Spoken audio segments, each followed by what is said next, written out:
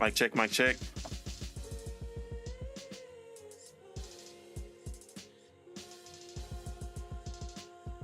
Wow. Unnecessary. Why do I hear... What am I hearing? And why do I hear it?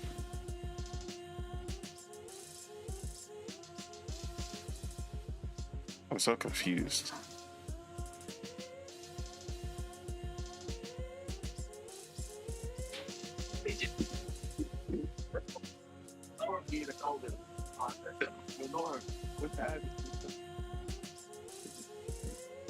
Alright, I'm just gonna act like I don't hear it.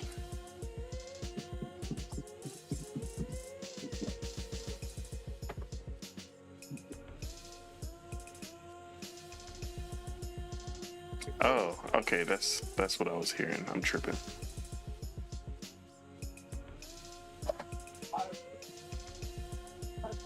All right, I think we good. Say Hey, something. I'll be right back.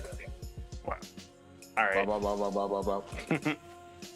What it do, what it don't, what it is, and what it ain't. It's your boy, Don Otaku, aka Don Solo, aka Solo the Don, aka Solo D Swaggy, aka the Obsidian Shinobi.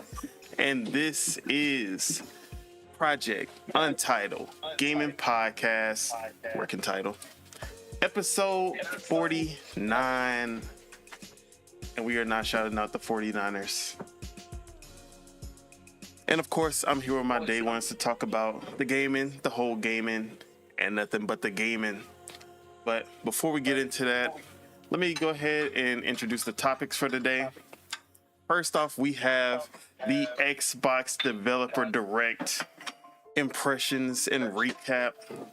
We have Assassin's Creed Shadows previews coming out, and a little bit more that I'm not going to bring up right now. But let me go ahead and introduce my kinfolk.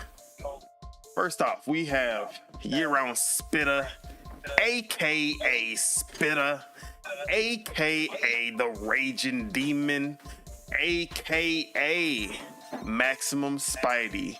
What it do? What go down? What you been up to? It's getting sticky. Wow. It's getting sticky. What did he mean by that? What's good? No. Playing same old. Same old. I was about to say Mario Kart. Street Fighter. Oh yeah, Marvel I was Rivals. playing Mario Kart. And actually played Ninja Gaiden Black 2 yesterday. That dropped the day before. How was it? All I'm gonna say is I was getting my ass whipped. And I was lost. I got lost for a second. Now that shit was crazy. But I like it. It's pretty fun. I gotta understand what I'm doing because, bruh, them motherfuckers just be attacking you. Bro, I didn't even know, bro. I had cut somebody's leg off, right? Mm-hmm. And I didn't know I was supposed to push Y to like kill him. Why that motherfucker jumped on me, knifed me, and then blew up? bro, they don't play on Ninja Gaiden, bro. I was like, what the? I was like, what the fuck? Yeah. See, back then, you know how now. If they got their legs cut off, they'll grab you and blow up on you. You know how nowadays the enemies wait for you and really only come at you one at a time. Ninja Gaiden 2, they don't care, bro. They coming at you all at the same time.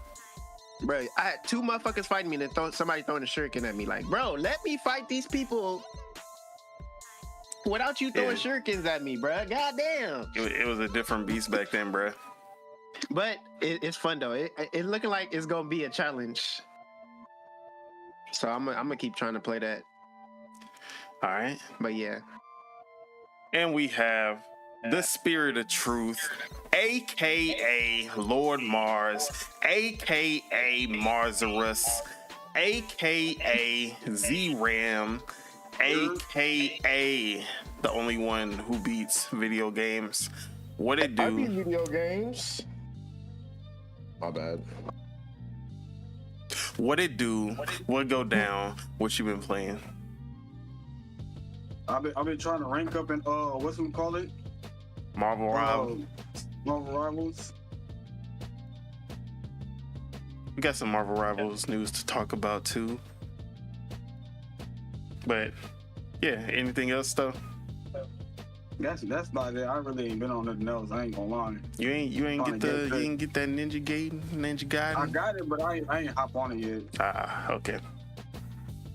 And at least for right now, last but not least, we have Deadshot Tej, aka Triple Up Tej, aka Double Down on the Hate Tej, aka the hater of 99.99% of video games 99 of nothing and everything else. Here, he's the biggest hater. Unless, hey, look, it is what it is. But hey, look, I beat a game yesterday. I'm so hyped. Boo! What did you beat that you already beat before? I never played it before. All right, what was it? Beat it in one sitting. It was a chill art horror game. Come on, man. That shit was probably like 2 hours. It was 2 hours. Hey, I beat it. Shout outs to me. I beat it. Got the true ending. Hey, easy stuff. Might turn to a YouTube video. Check out the YouTube. Hey. I guess. But anything else you've been on? Smash, Roblox, Squid Game, other game, stupid game, just that sort of shit, nothing particular or anything, but That's what's up.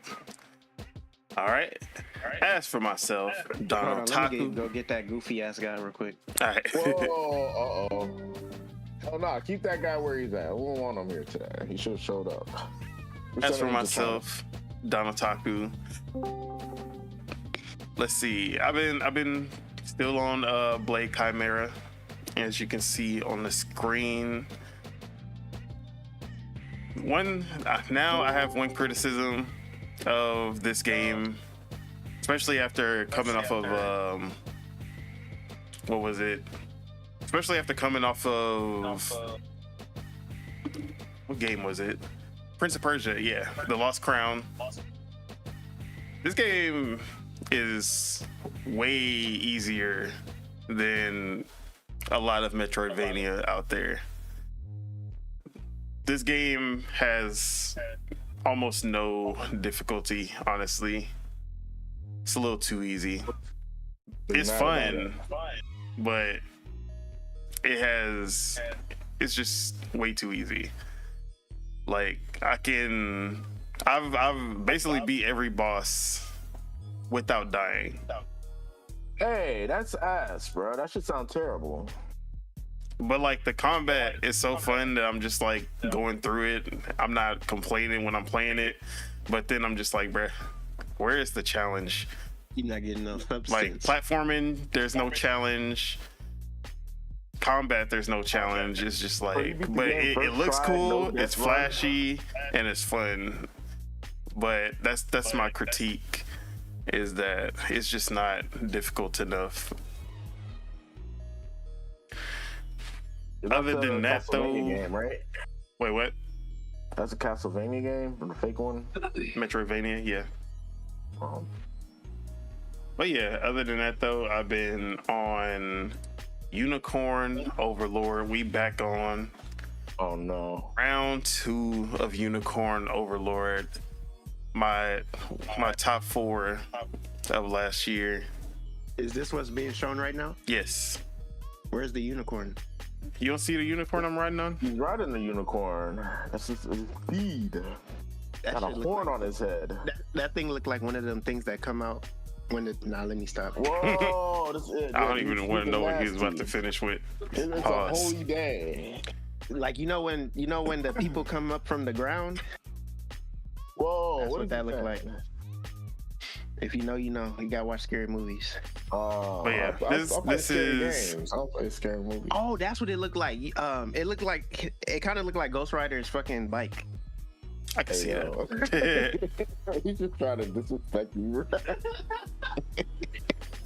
But yeah, this is the greatest Fire Emblem game not made by intelligent systems, because at the heart of it, this is a Fire Emblem clone, but they have made a lot of improvements on the formula and made it their own, and this is one of the best SRPGs out there. And I dropped it because of a bunch of other games coming out last year, but now I'm back to finish it. I'm like 85% done with the game now. I'm on the second to last kingdom where they got all the furries. I'm in the furry kingdom. Shout out to the furries. Shout out to the scalies. Actually, I don't think they got scalies. I think they only got furries. Shout out to the femboys as well while you're at Whoa. it. You know, shout out to them. But I mean, shout out to them. Nintendo But boys also. no, I mean, yeah, shout out to the Nintendo boys, just not the Smash boys. We don't. No shout outs to the Smash boys. Hey, I feel discriminated. You gotta shut this show down. Here's what it is. Who invited Chuck? Your band. You're banned. You're fired. Band.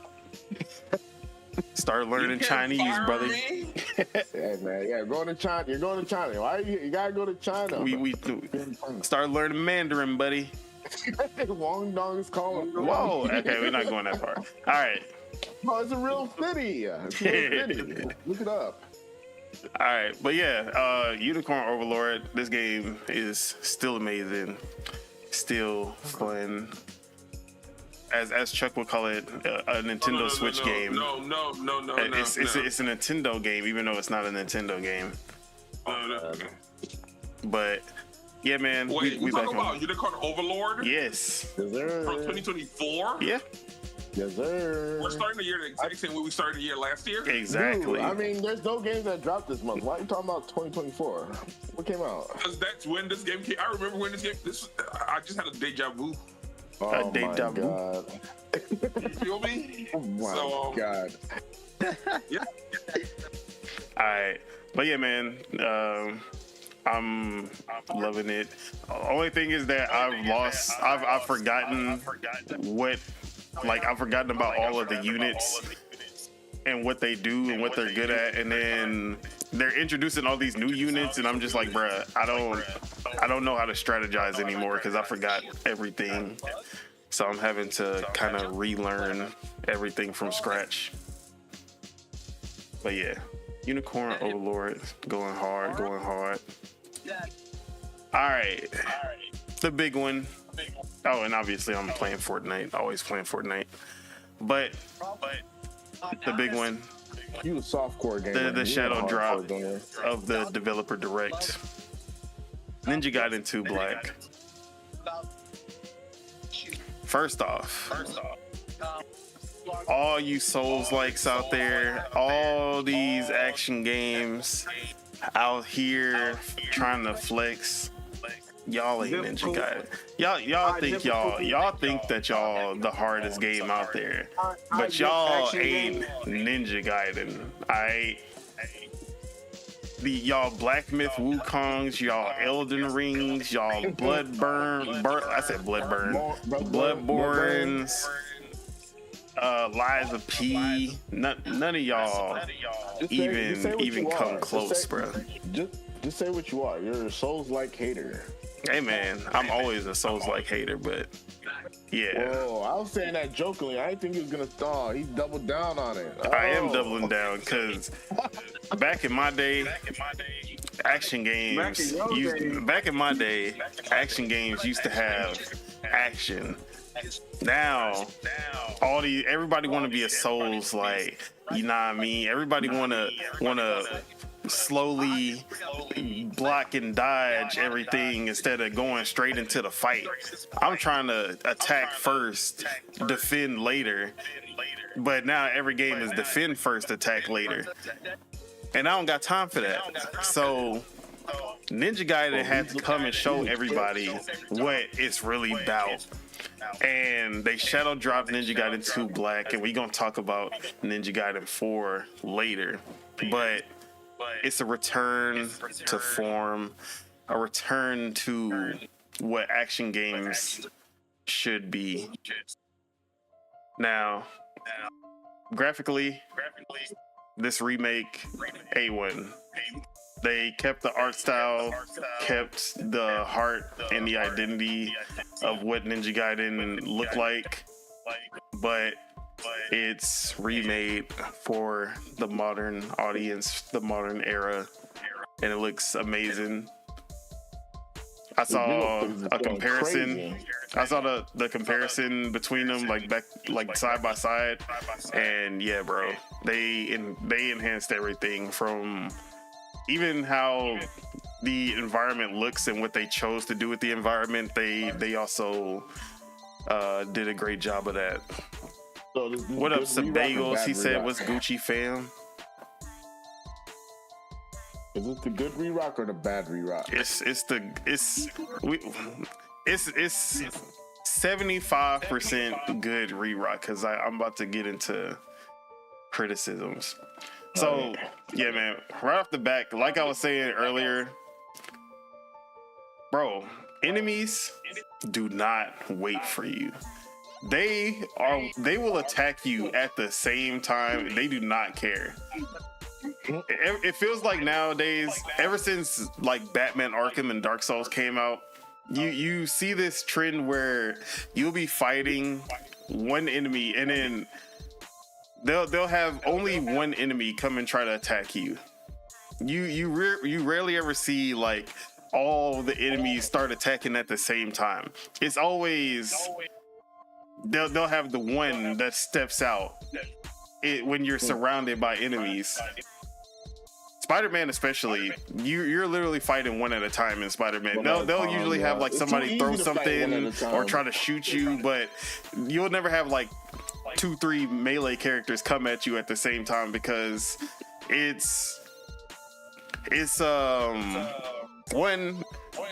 hard to like tame the difficulty with that. It's hard to control how difficult it can be. Obviously, Ninja Gaiden did not care about it. They were like, y'all go push through it. But it's also animation wise, like having a bunch of enemies attack you at the same time could mess things up. So in this game, you are getting jumped 99% of the time, which is great. But it's like you have so much health that like you'll be getting jumped, and then that's like a third of your health bar. So I guess it kind of makes up for it.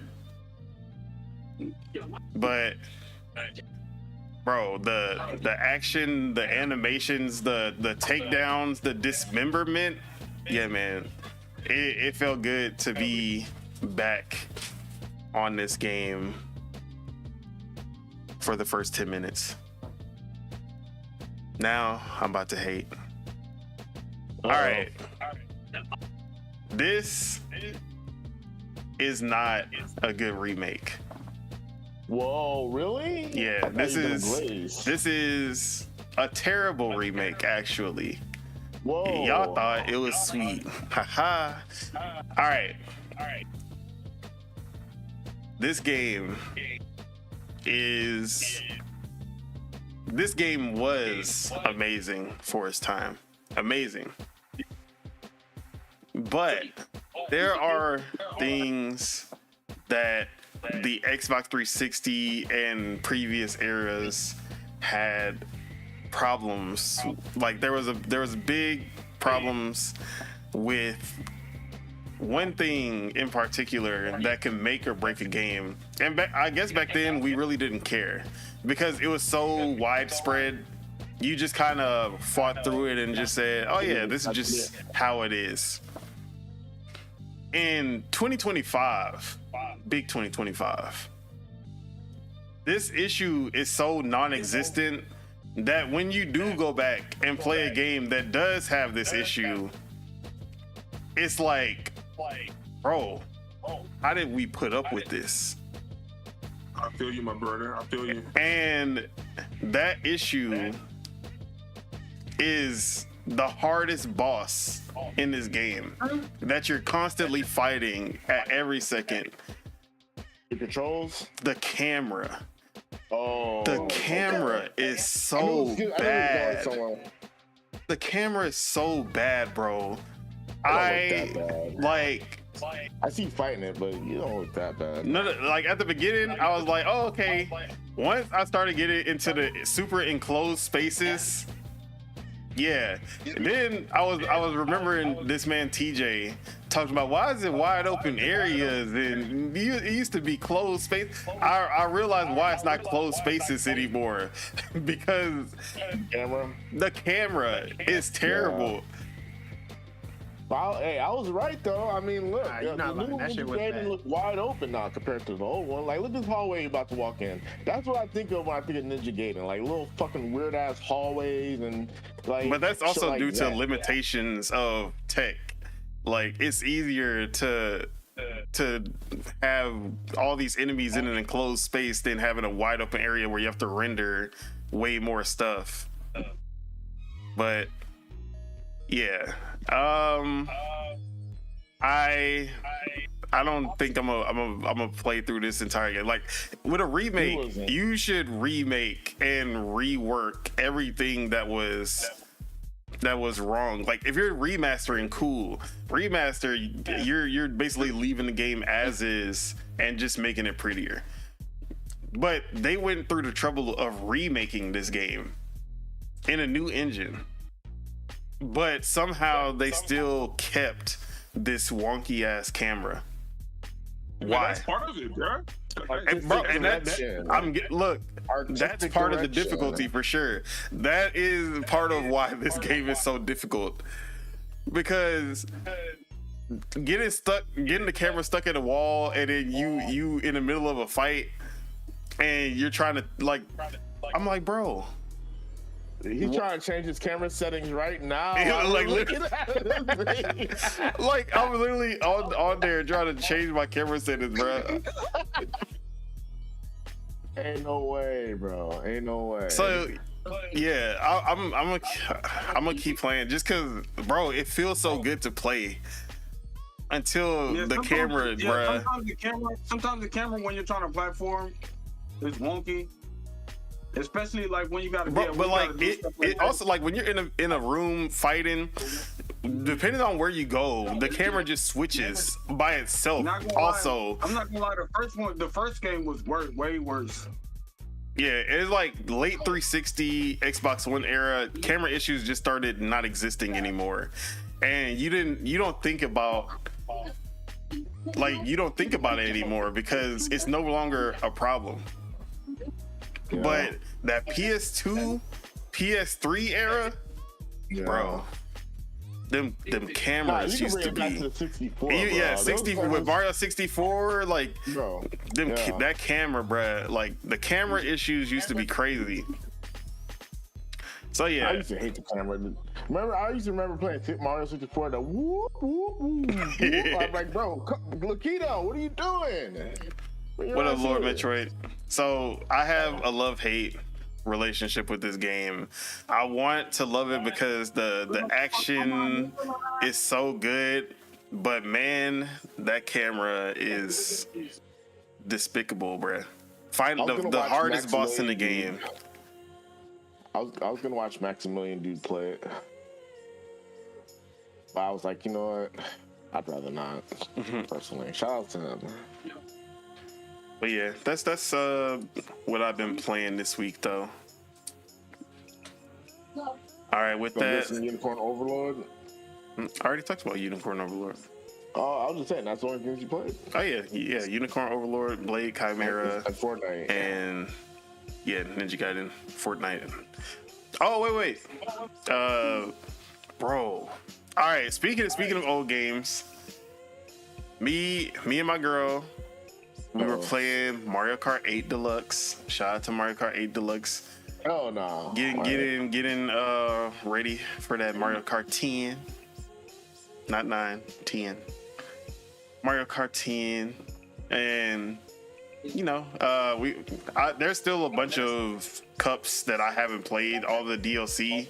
I haven't played half of them. Not even half, bro. I only played 2 of them previously of the new DLC maps, so I still have a bunch of new content.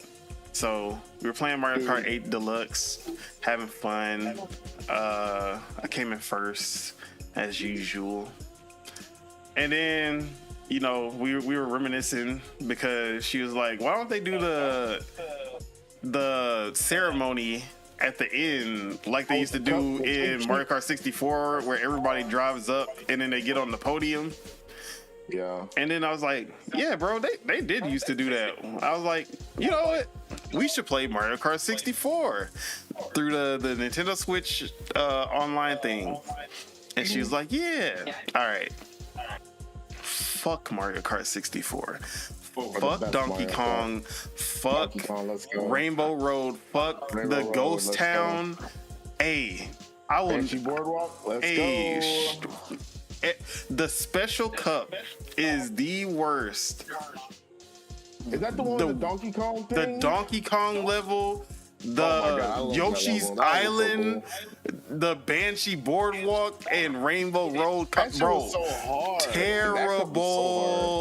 That was the worst experience I've had in a long time. The Ninja Gaiden camera don't even come close to what I had to go through yesterday. Playing 150cc on that Special Cup. You don't when you go back to Mario Kart 64 from playing Mario Kart 8 for so long, it's bruh. No. Stop hating. I was stressing. Just because that cup was bad, don't mean the game was bad. Oh yeah, I'm not talking about the game. I'm just talking about that, bro. Mario Kart 8 Deluxe don't got a cup that comes even close to the difficulty of the Special Cup in Mario Kart 64. It's a Special Cup. What do you expect? Bro, the Special Cup in Mario Kart 8 Deluxe is not even close. First off, Donkey Kong, count your days. Ever since I also played the Tales of Kazan demo. I'm becoming racist because these fucking monkeys, bruh. Hey, man, Frieza. You're becoming what? Bro, I'm becoming Frieza because I cannot stand monkeys. It was Donkey Kong and Mario Kart, and then it was the Tales of Kazan monkeys in that game too that was pissing me off. That was too funny. Follow him on Twitch. Yeah, watch my Twitch stream of me playing Tales of Kazan demo. I'm really out here becoming Frieza. Like, I feel where Frieza was coming from now. I can relate. Bruh. This dude got drop kicked off a cliff by the smallest monkey in the world, bro. That shit was too funny. Then he fell in the slowest way possible, bro. I thought, you know how Mortal Kombat 4 Jerk just falls? It looked like that. About the world's smallest monkey. So, yeah, man. Man. My girl was just laughing at me because I was crashing out on Mario Kart 64. I forgot that was a different animal. You be forgetting how difficult games were because you were a kid and it was just normal. Now, games are just so much easier that you don't realize how hard it was back then. If you were to play Mario Kart 64 for the first time versus playing Mario Kart 8 Deluxe for the first time today, it's a completely different story on difficulty. Bro, and then I kept shooting red shells and then they would come back and hit me. I ain't never seen that happen before. I swear that the Nintendo Switch Online version was adding shit that never happened before. I think I remember that, bro. Because if they can't lock on, the person was on the side of me, and I thought because Mario Kart 8 Deluxe, like if they're right in front of you, it'll just pass them and go to the next person. This one, they're like, oh, no. This person is like literally right in front of you. And it kind of went forward and then went back and hit me instead of him. I was like, bruh. And then, the weight, wait for you. the weight with playing with Toad, and then just you run into anybody and then you're done for. The slip on 150cc, bruh. Real.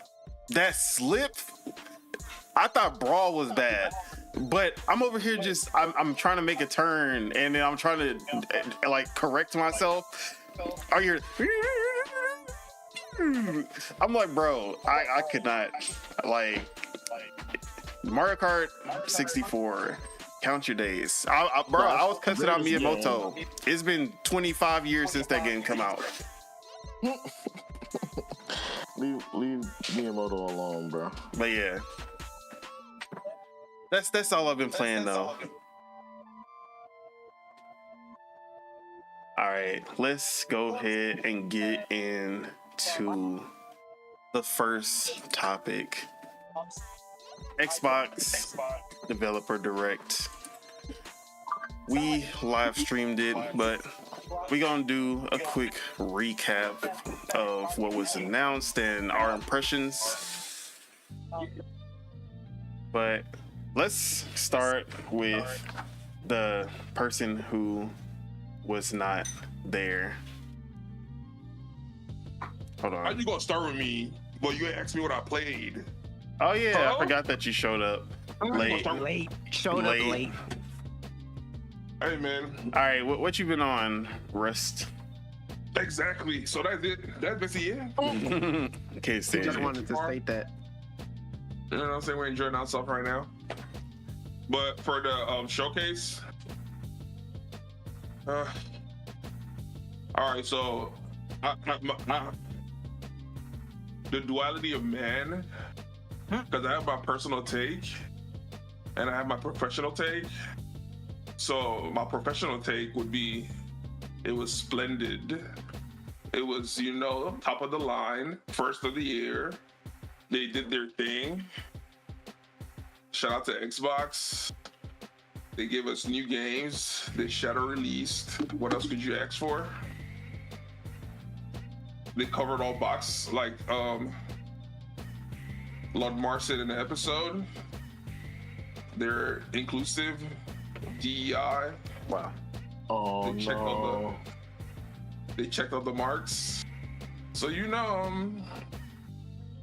that's the professional side of me. But for I think we should leave it there. So, anyways, think how do we you should really leave it. rate the show? Nah, it was a good showcase. They started with Ninja Gaiden. Everybody was excited. Don Solo the hypocrite. Oh, I gotta take back my take on Platinum Games. I apologize. Same old. What's his name? We got that platinum kush. You feel me? that's mid. TJ doing his, usual. Oh, Hey. It looked too easy. Whoa. Even though he's not gonna play Look how it. spaced out this game is. Look, all that space. I mean, shout out to the camera because the camera will benefit. But hey, look. For the most part, it looked like a good game.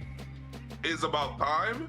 They said 10 years since the last one. 13 to Or be something exact. like 13 years, something like that. So it's about time. I'm excited. I was like, oh, okay, that was fun. Nostalgia. I'm excited. Ultra. Exactly. So they started with that, and I think then they announced the game you just broke down in the camera, and I was like, oh, okay, I relate because that's how I felt whenever I played StarCraft 1. No, StarCraft 2. I was like, games back in the day, people were you gotta do, it's like the Pilgrims, like how were they surviving back then? But what was it after that? Was that on Midnight or was it Black Widow. 33? Midnight. Oh yeah, Was looking South of forward to Midnight. it. Yeah, South of Midnight. I was looking forward to that game. It's one of the anticipated games from Game Pass. Oh yeah, Ninja Gaiden being on Game Pass. Yeah, Like I said, everything Xbox here was on Game Pass. Xbox started the year swinging, so I commend them for that. Damn, okay, never mind. They're getting the ball rolling early. Okay, let's go. All the games they showed, they had gameplay. Even though it was like 5 games, all the games they showed, they had gameplay. A lot of gameplay too. Exactly. Midnight looks good. I'm interested to see what the storyline is. All right, so this is the controversy here. I was very shocked whenever they showed the dev team, the creators of the game. I was very, very shocked. I was 75% shocked and 25% intrigued. Because I'm like, so how, I want to know how you came up with the concept for this game. Like, what was the background story for the game? I'm interested to see that. The characters, the art style, it looks good. I'm excited. I want to play it, but I was shocked by the demographic of the lack of dev melanin teams. in the developers. Is that what you're saying?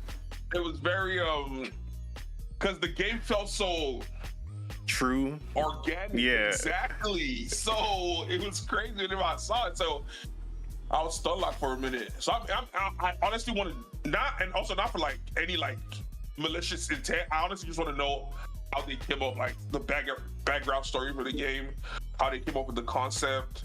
You should watch. I'm gonna send you. I'm gonna put the link in the chat afterwards. But there is a documentary that they made that kind of goes over like their inspirations and how they came up with the game and the idea and everything, and the setting, why they chose that setting, and the people that they brought in to make sure that they got it right. Okay, so I'm interested to sit down and play that game and see if it lives up to the hype and expectation. Then after that, the game that I wasn't familiar with was the Mission 33 or Expedition 33, yeah. I almost said Incumbents 33, but yeah, that game right there. Out of all 4 games that they showcased, that is the one I'm not really too familiar with. And I was like, okay. I heard you guys talking about it. So if you guys missed their episode on it, it's actually pretty interesting. So I'll say check it out. But Sean was excited for the game, so I'm like, okay. And we spoke about it after the episode. Okay. It kind of looked complicated for me. It was a lot. It was a lot of stats and a lot of check marks you have to check, and it looks like one of those games, but I might be wrong. This is just like from my glance. So I'm like, okay. You sounded like you were excited about the game, so I'm like, okay, whenever the game comes out, I'll let y'all play it, and I'll just sit back and watch and see if I'm interested. And then last but not least is Doom, Gears of War, Halo. I'm here for Doom, Gears of War, Halo. That was my favorite game of the whole showcase. Okay. That's one that was more my boat. So I'm excited to play it and see. I've never actually played, other than Doom 3. Oh yeah, the horror I haven't one. actually played, exactly. So I haven't actually played none of the other Dooms. So I'm excited to try it out. And then also the last Doom, actually, it looked too fast from Doom, going from being introduced Doom 3 and then going to the last Doom that came out. The last Doom that came out looked too fast paced for me. And I was like, I don't know. That's how Doom's supposed to be. Doom 3 was the departure, going into slow and horror. But Like a storytelling from the original Doom, it's always been a fast-paced shooter. Like a speedrun type of game. So yeah, Doom 3 was the one-off. Yeah, you know, that's just the vibe. So I was like, okay, so it kind of I didn't play I didn't play the last Doom. So this one, I'm like, okay. Bro, you get a Gundam in this one. Y'all ain't excited? Exactly. Yeah, you I got know a shield. Don Solo's excited specifically. Ain't that right, Don Solo? Hey man, I love playing mechs in first person, like Titanfall. As long as it's not the whole game, I'm in a mech. Oh yeah, there is that too. There's actually that too. That's crazy. Yeah, that's one that caught my eye out of all four of them. I'm like, okay, this looks interesting. And then also, I think it comes out in May also, so you know, it is what it is. Birthday gifts and all of that. Bro, it's funny that you said birthday presents because that was a big thing that happened on Twitter with somebody talking about. I don't even want to get into it, but it was some console war shit that was going on where people were saying they Xbox giving them birthday presents, you know, and people were like, bro, how you paying $70 for your birthday presents, but we getting the birthday presents for free on Xbox. But yeah, that's funny. That's funny. But yeah, I had 2 scores. I gave it a at the end, I just ended up I gave it a 7.5. It was good. I guess after you sleep and you wake up, the same feeling you have, you know, goes away. Because whenever I watched it, I was more charged up. But now I'm like, okay, it's not really that big of a deal. Being that they didn't look like they're messing up the job, so I'll give it a 7.5 for it being 4 games and all that good shit. 4.5. If you give it a 4.5? No, 4.5 games if you count the remake. Oh yeah, if you counted Black. Okay. Yeah, it's a good way to start the year. It was a good way to start the year. It was a good showcase. Yeah. And I feel you on the 7, because when you do have 4 games, if one of them really ain't clicking with you, that's 3 out of 4 games automatically. Exactly. But yeah. So I'm like, you know, I'm a Xbox. They have enough of my, I'll say, respect that I'll give them a chance for the 33 game, because I honestly don't know anything about that game. I don't know what it's about. I don't know what when I watched the showcase, I honestly don't know what it's about. It was just too much. It was information overload. So I was like, yeah, all right, I'll wait for the game to come out and I'll watch. I'll let Tashawn play it, or I'll watch somebody stream, and I'll get a better hands-on of it. No doubt. All right. Let me just catch up on these chats. Bless me. Lord Metroid said, I love Mario Kart 64. It's the one that I played the most.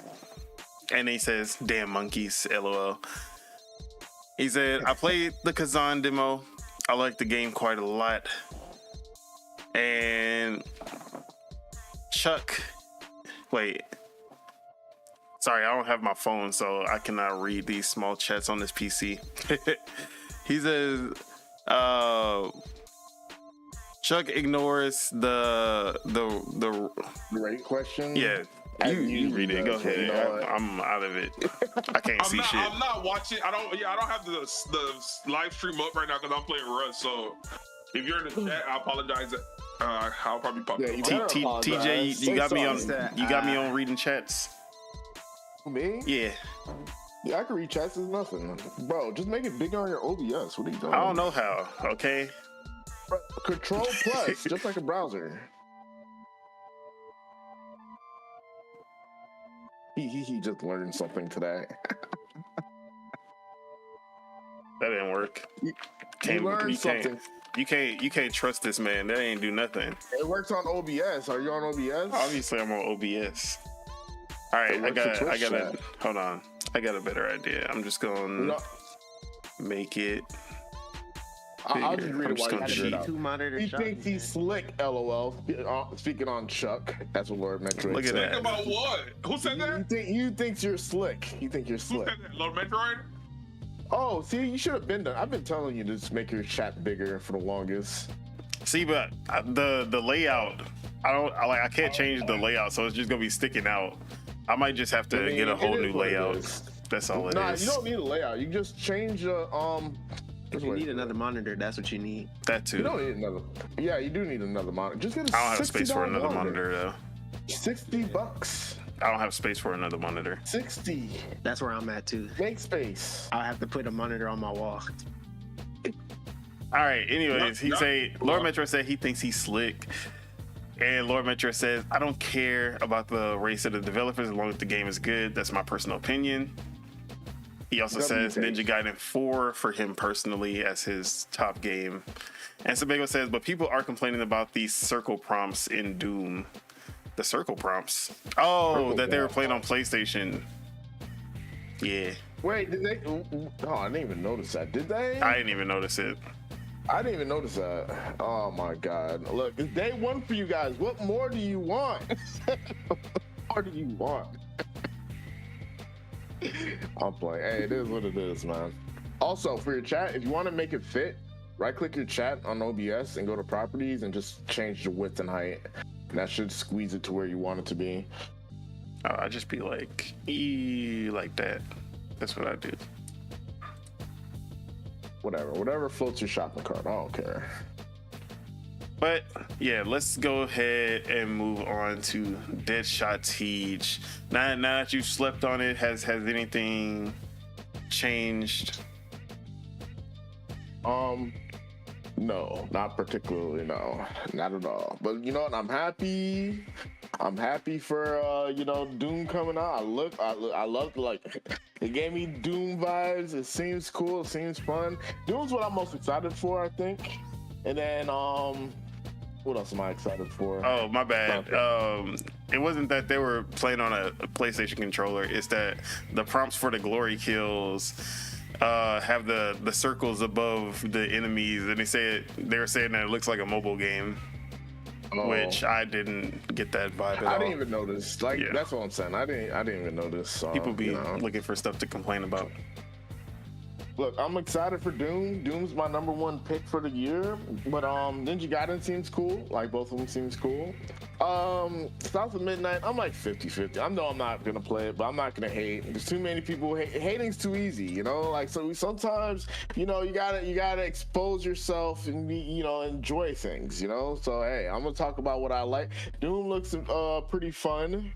And yeah. But hey, I might play South of Midnight. The voice actor's kind of cute, you know what I'm saying? So, hey, you dig? Did you say the voice actor's kind of cute? Yeah. Go back. You got time. Anyways. All right. But yeah, I guess I didn't actually. Say? I guess I didn't actually introduce what games, like what happened at the direct and everything. So. The surprise game was Ninja Gaiden 4, if you haven't already got that. And the second surprise, Ninja Gaiden 2 Black, was shadow dropped into Game Pass and other consoles that same day. Then we got South of Midnight to follow up.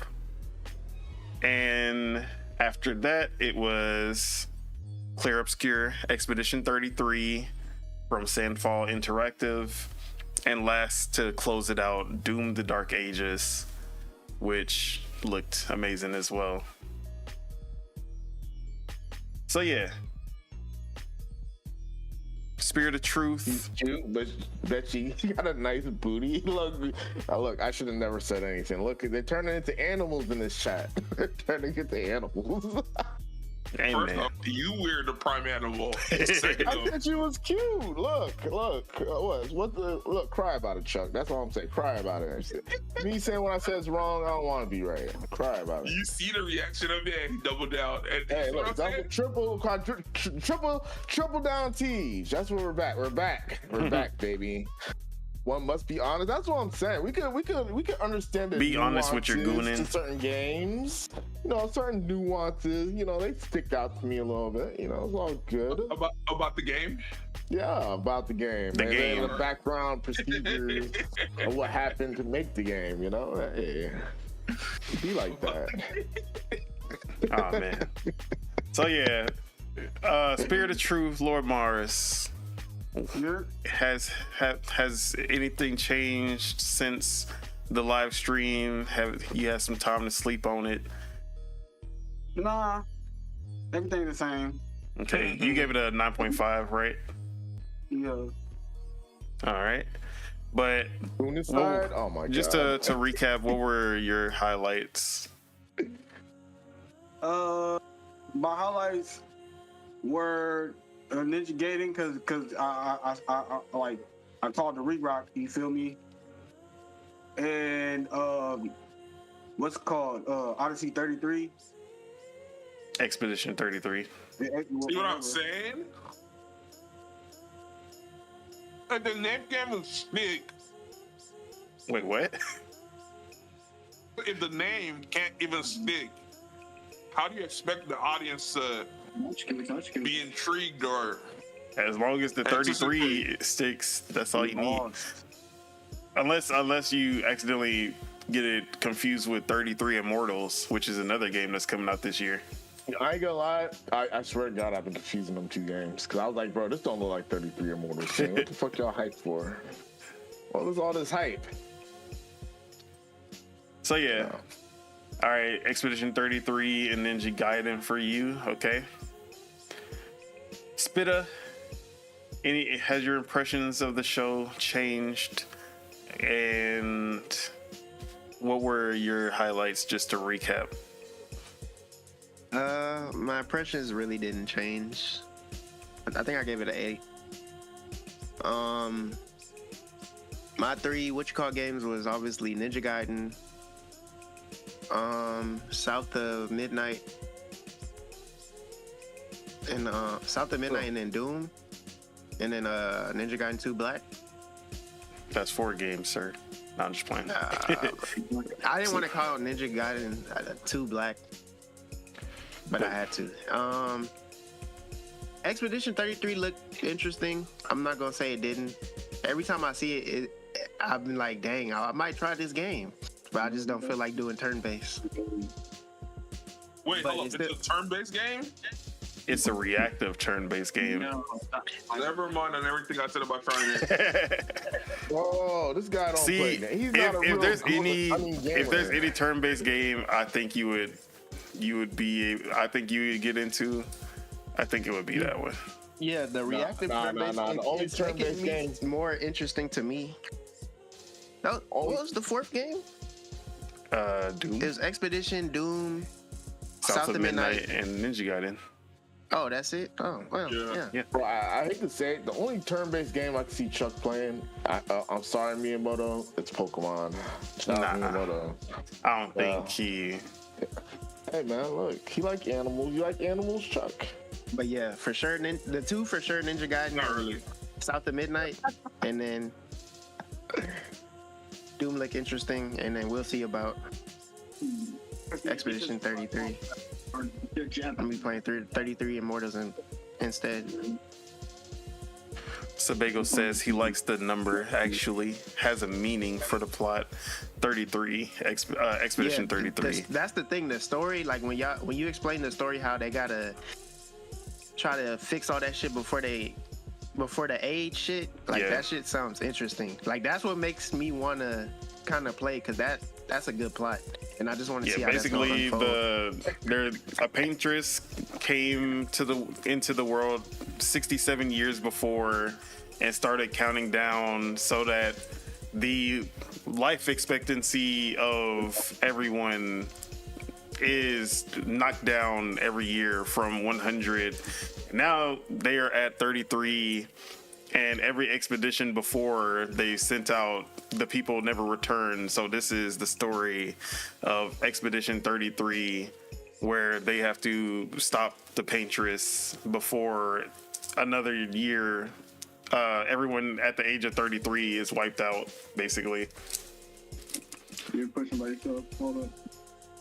But yeah, so as for myself, I gave it a perfect 10 out of 10, 11 out of 10 to be exact. The showcase. What? Showcase was 11 out of 10. But now that I slept on it, You know, I had to change my position. There was no Wu-Tang Clan here. It's actually a 5 out of 10. No, I'm just playing. Yeah, I think I gave it a 6.5 or 7. It's cool. still a perfect score because every game that they showed, I was interested in, and everything that they did show made me more interested in the game. And they showed gameplay for everything. And there was way more gameplay than the other developer directs. Way more gameplay. Not only that, this is the best lineup of games that they've had for developer direct. In 2023, it was Forza Motorsport, Redfall. Whoa. Yeah, Redfall. Damn. Which, you know, at the time I thought it was going to be great. It was Forza Motorsport, Redfall.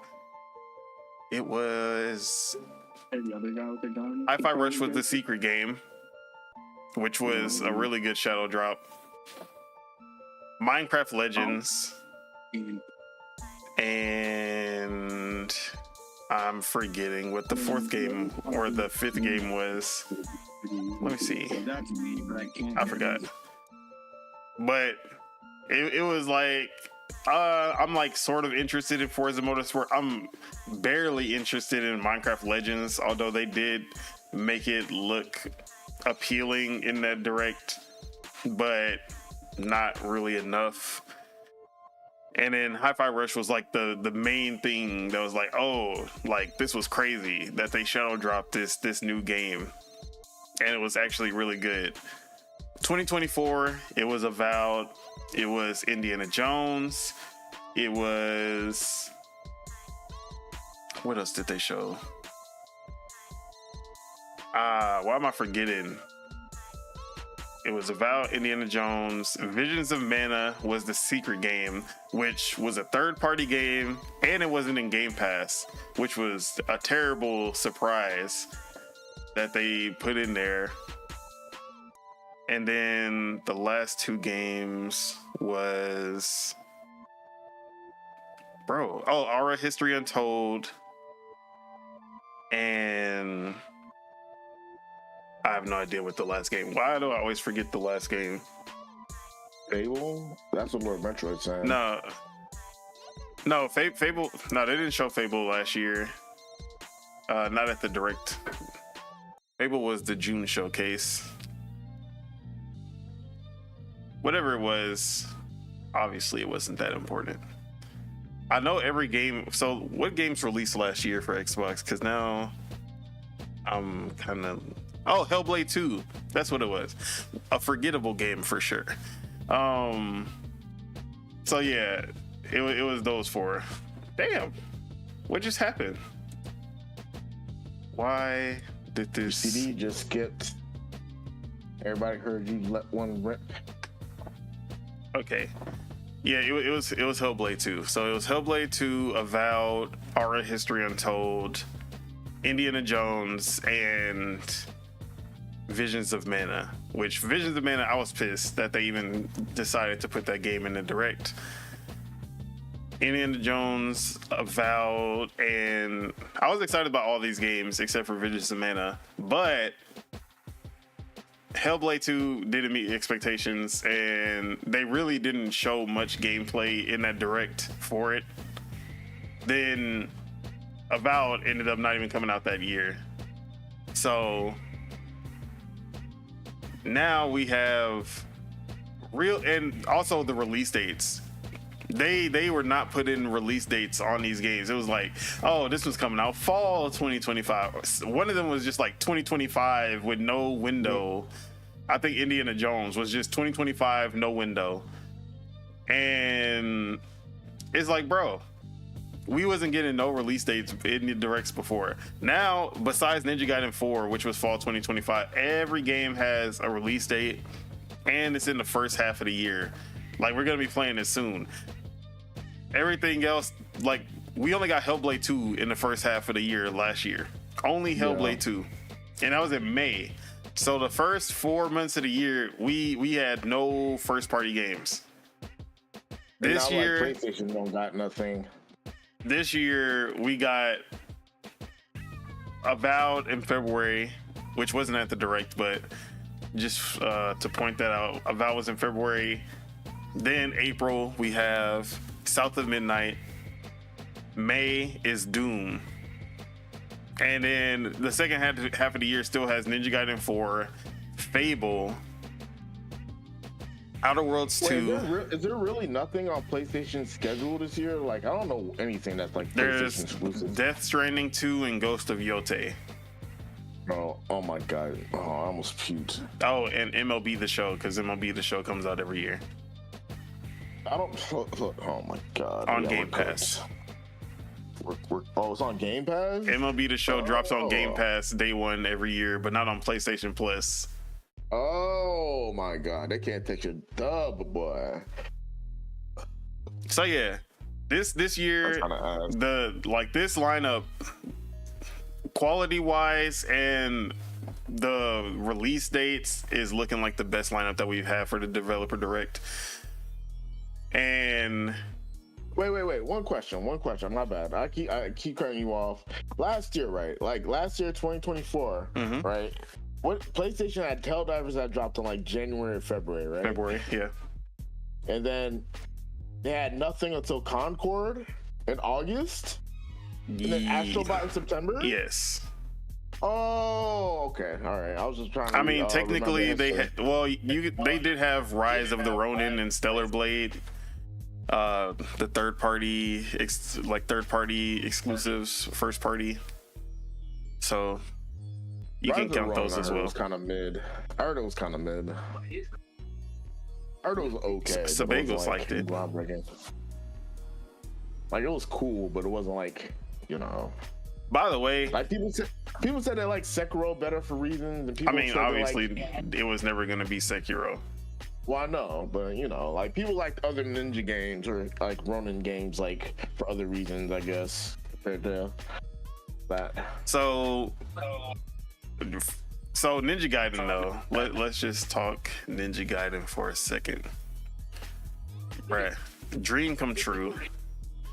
I always said if Ninja Gaiden ever comes back, Platinum Games needs to be the developer.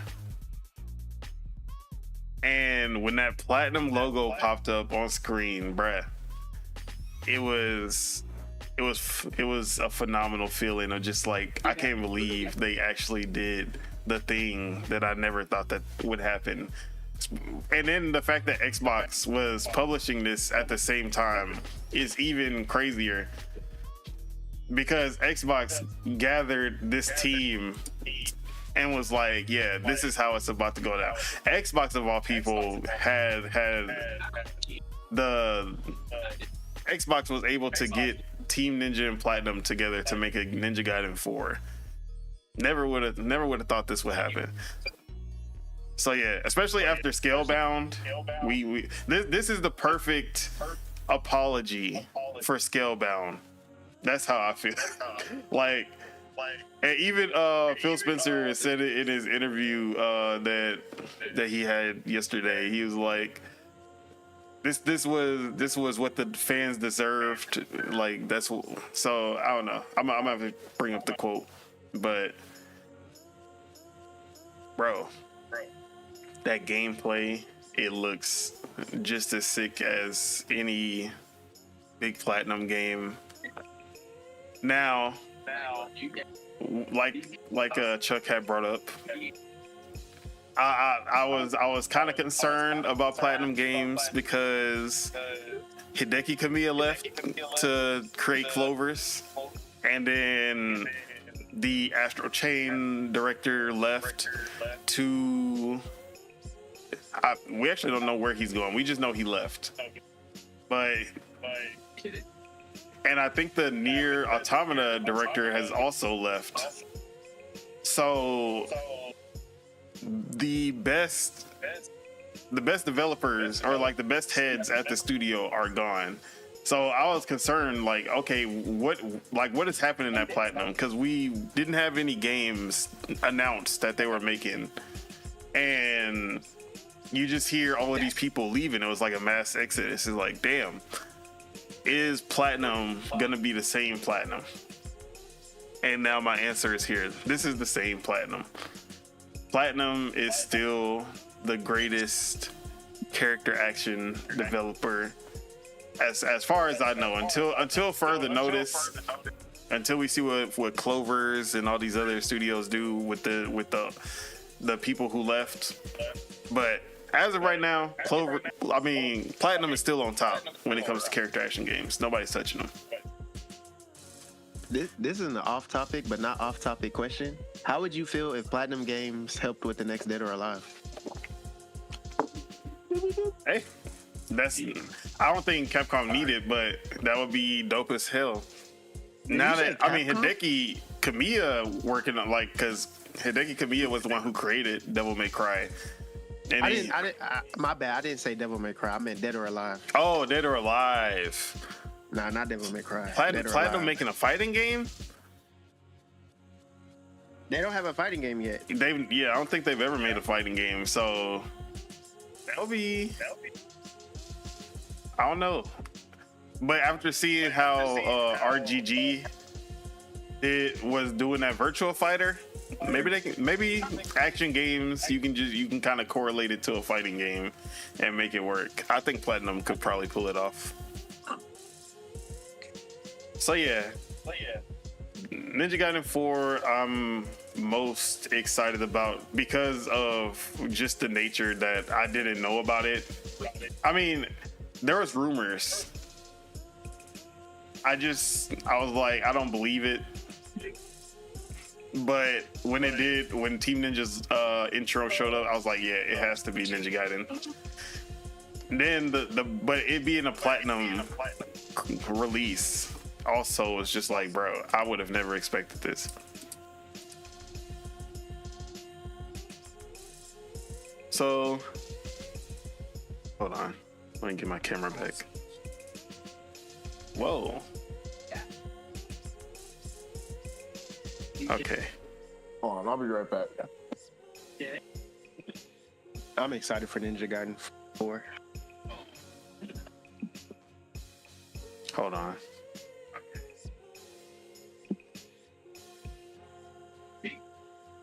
It's crashing.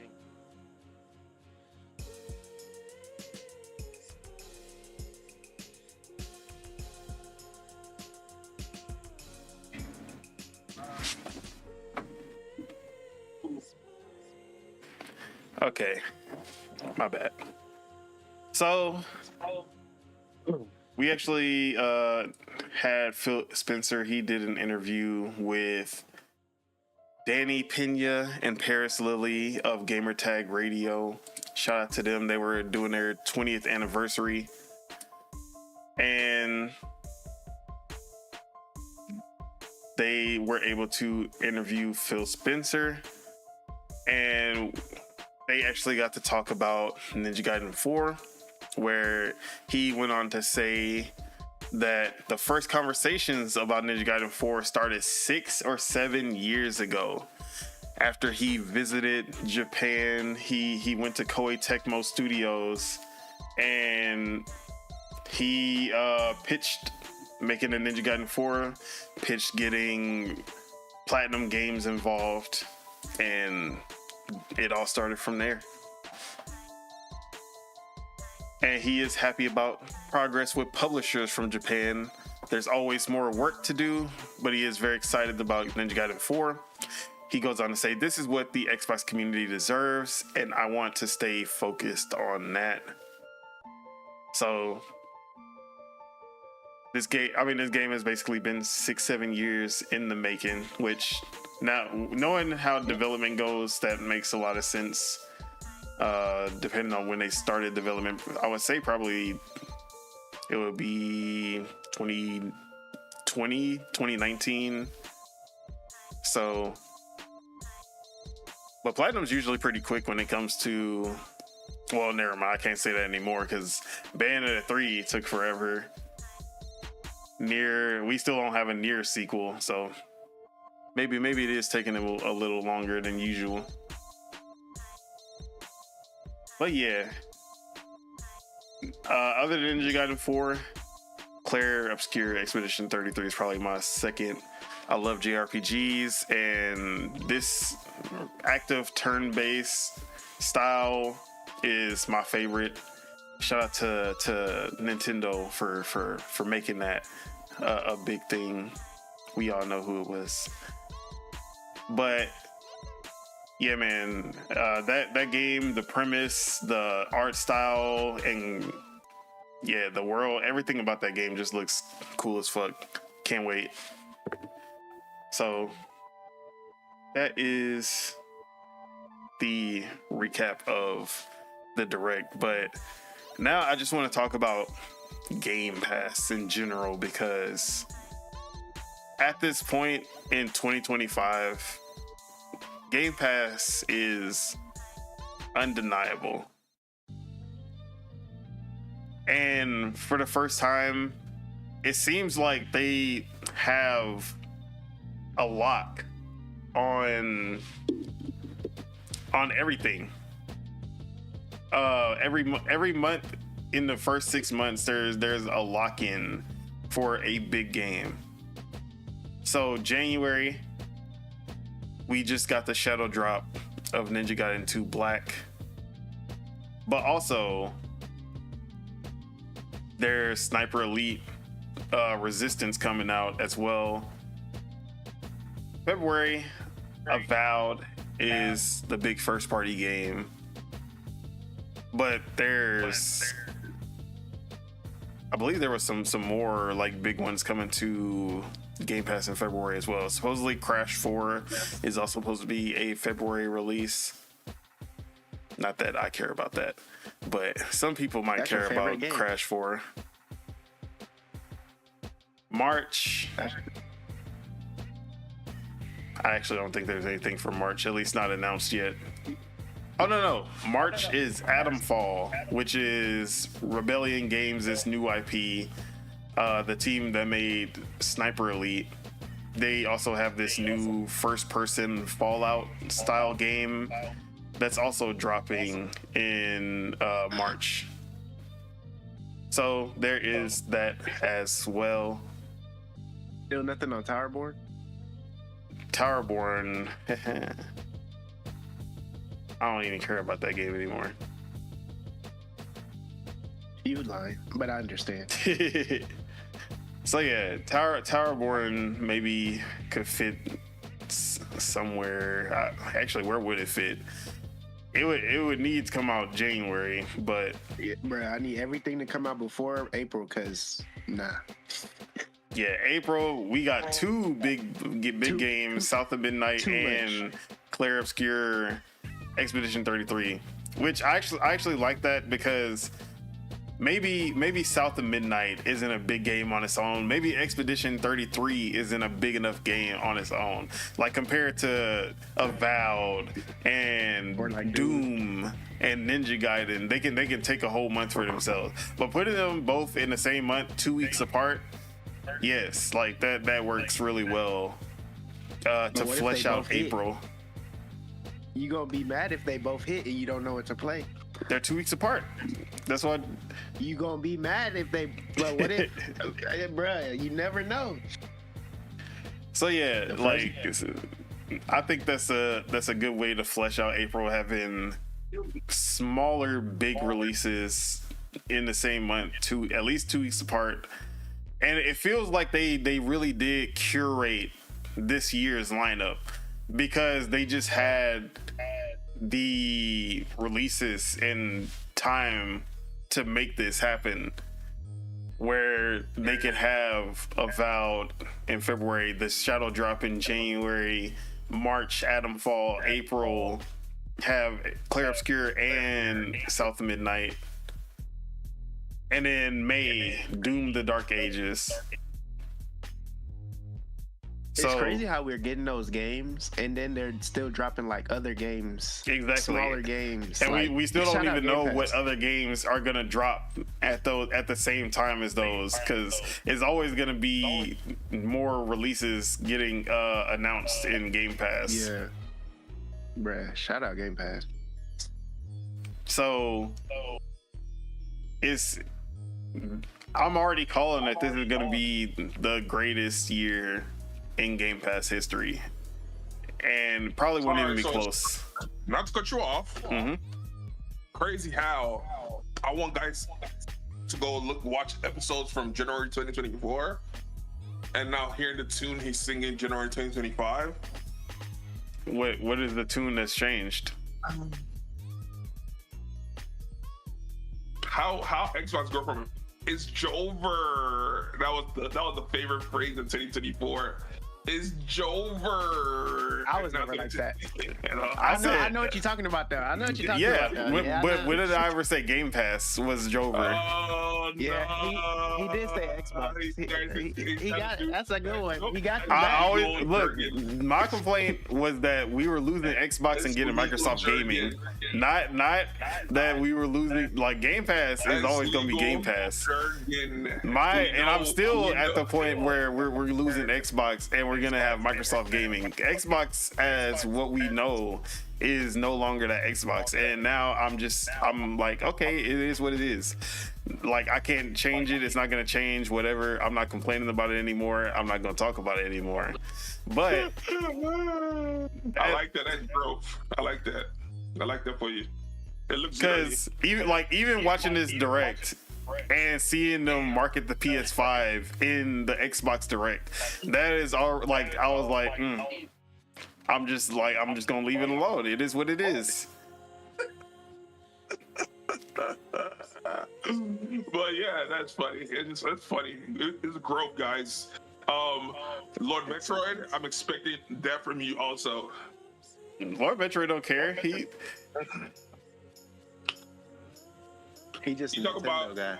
But talk about- no, he just, general. but you know, Lord Metroid also knows what's gonna happen. It is what it is, though. So yeah, it's about Game Pass, and Game Pass is at the best that it's ever been. Shout out to Xbox. You can see it. I know. You can see the slow from last year. Yeah. They going crazy now. Shout out to Phil Spencer. And then they letting you know, like, that's the one thing about, like, they letting you know what's coming out, and then they're gonna hit you with random stuff. Yeah, the surprises every 2 weeks. The surprise, or not surprise drops, but like they gonna hit you with the new releases every 2 weeks. So yeah, I'm excited about Game Pass's future. And what else was I about to say? But yeah, man, 2025 Game Pass is hitting its stride, and now I just want to see if that will correlate to more subs in the service. Will this be the time that we finally go from the 35 million to 40 million, maybe 50 million at the end of the year?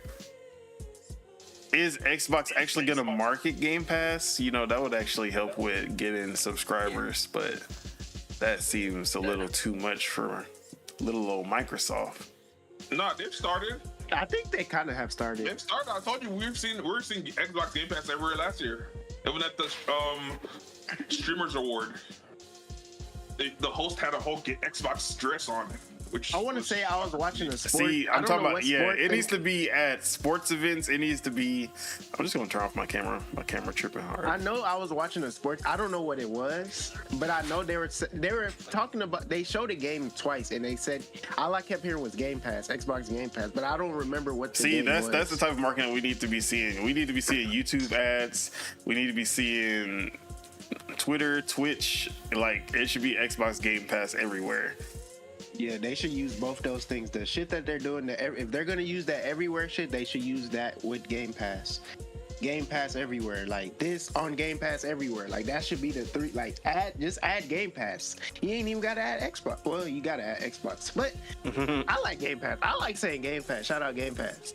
I don't say Xbox Game Pass. Yeah, we don't want to associate Xbox with Game Pass no more. I say Xbox Game Pass. I know it's Xbox, but Game Pass just sound better. It just sound more. But it's definitely shout out Xbox, because if there was no Xbox, there'd be no Game Pass. Exactly. All right, let me catch up on some chats. So Lord Metro said, I grew up playing turn-based Dragon Quest, Final Fantasy, Phantasy Star before you came out of your pop's nuts, Chuck. Stop it. Damn. Who said that? You already know who said that. I don't know who said that. Who You said know that? exactly who said that. It's between two people. I need clarification. Who said that? Lord Metroid. Okay, so Lord Metro said he was playing what? What? He was playing turn-based, like Dragon Quest, Final Fantasy, Phantasy Star before you came out your pop's nuts, Chuck. Stop it. All right, those games he just mentioned, what system were they on? SNES. He's not- NES, SNES. actually. Some of them were on NES, some of them were on SNES. All right, so what And year, one of them was on what, Sega Genesis. what time frame are we looking at? What year? What years? This are was these? 1990, 1980s to 1990s, like early All right, 90s. I'm just trying to date Lord Metro. See, I tried turn based when I was a young bull. I'm I just just trying couldn't to get date with. I Lord couldn't get Metroid. jiggy with it. My bad, OG. Oh yeah, he definitely OG compared to us. Yeah, he said NES and Master System. My bad, OG. I have respect for My turn bad, based. OG. I just couldn't get jiggy with it. But you know what I can say is, you know how back in your days y'all were wearing parachute pants, and we left it back then. That's why we left up turn-based games back then. You said turn based games are parachute pants. Hey, you said that in public. It is what it is. Tell that guy, yeah, I you know, nostalgia for him. I guess, yeah, I mean, for him actually. One of the biggest game franchises turn-based, so Yeah, Which one? Pokemon. that's the only turn based game I play. Yeah, that's the only turn based game I play that I accepted, which is funny. But like I said, see, Randy know the type of games I like. Like Yeah. I like to do it myself. See, but that's why I feel like you would like Clear Obscure, That's just why I'm because like, yeah, you like it looks- or not Paper Mario, but you like Mario and Luigi. Yeah, I like Mario and Luigi. And what game you talking about? Expedition, right? Yeah, Expedition 33. Yeah. But yeah, man. But yeah, how y'all feeling about Game Pass this year? Do y'all feel like this is the most exciting year that they've had as far as like the games we already know about this early in the year? See, I For would have to Game recall. Pass? I would have to recall the games from last year and the year before. But Y'all don't just remember every game that came out in a single I ain't year. gonna lie, I got bad See, memory. So. The thing with Bruh. Game Pass is I've always stood on the side of Xbox. I was a believer, you know. I was believer? shouting out exactly. I was shouting out Phil Spencer throughout the whole 2024. I saw the vision. I was here for it, and I feel like they're just rolling into plan right now. Like it's only going to get better. yeah, I feel like Like- whenever whatever sequence it is, it's like it just hit to where we're just getting games, not like we're getting just games nonstop.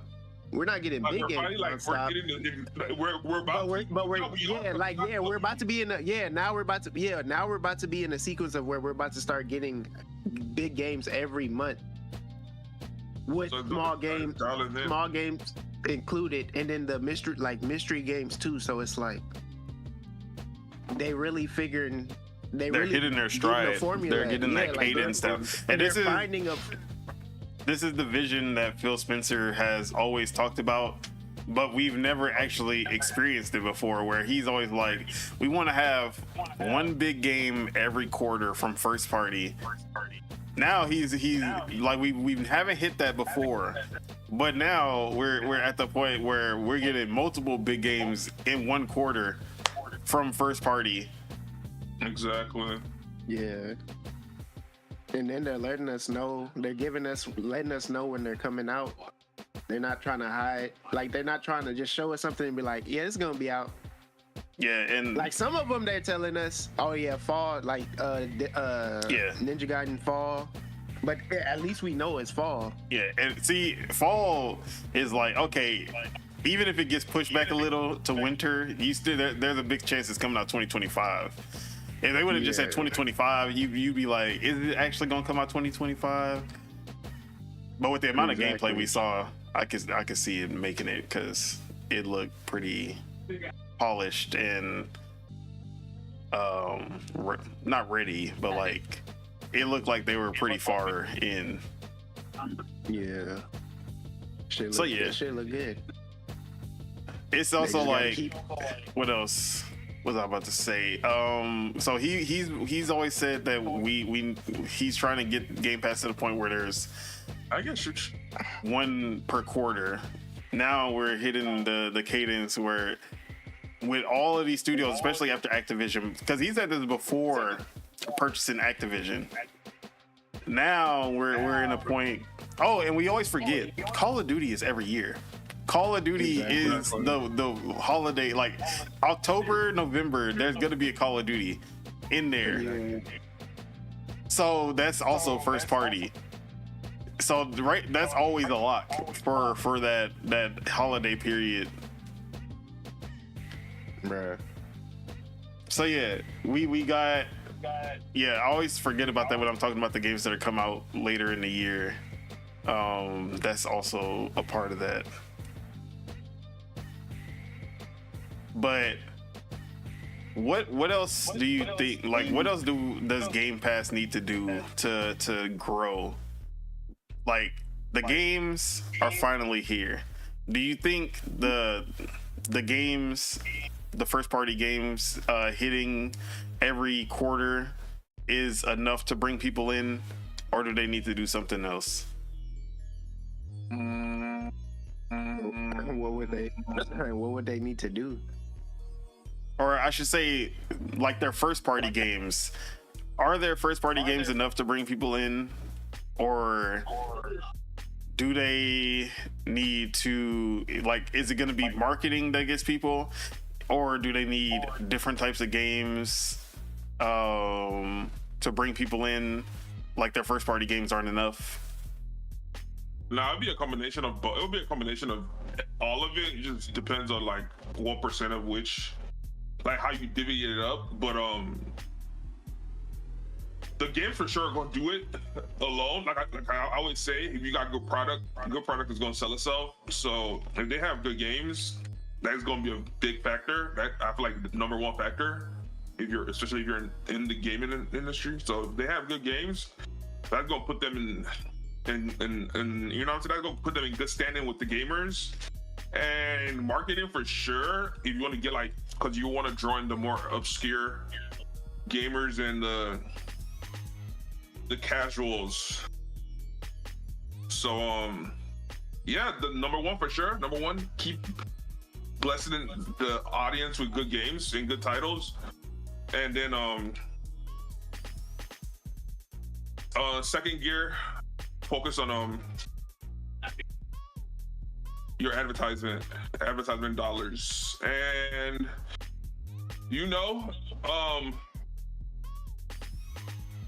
giveaways and little gimmicks and little trinkets and things like that, they don't hurt. So that will also help. And deals and you can get 12 months for first time users. You get shit like things like that will help entice people. That's another thing. The fact that they still don't have a 12-month subscription with a savings is still crazy. The most you can get is 3 months, and there's really no savings with the 3-month card. And also with everybody else that has like a subscription-based service, especially the big boys, Netflix, they've noticed that Netflix, they gradually crank the price up every however many years. Months.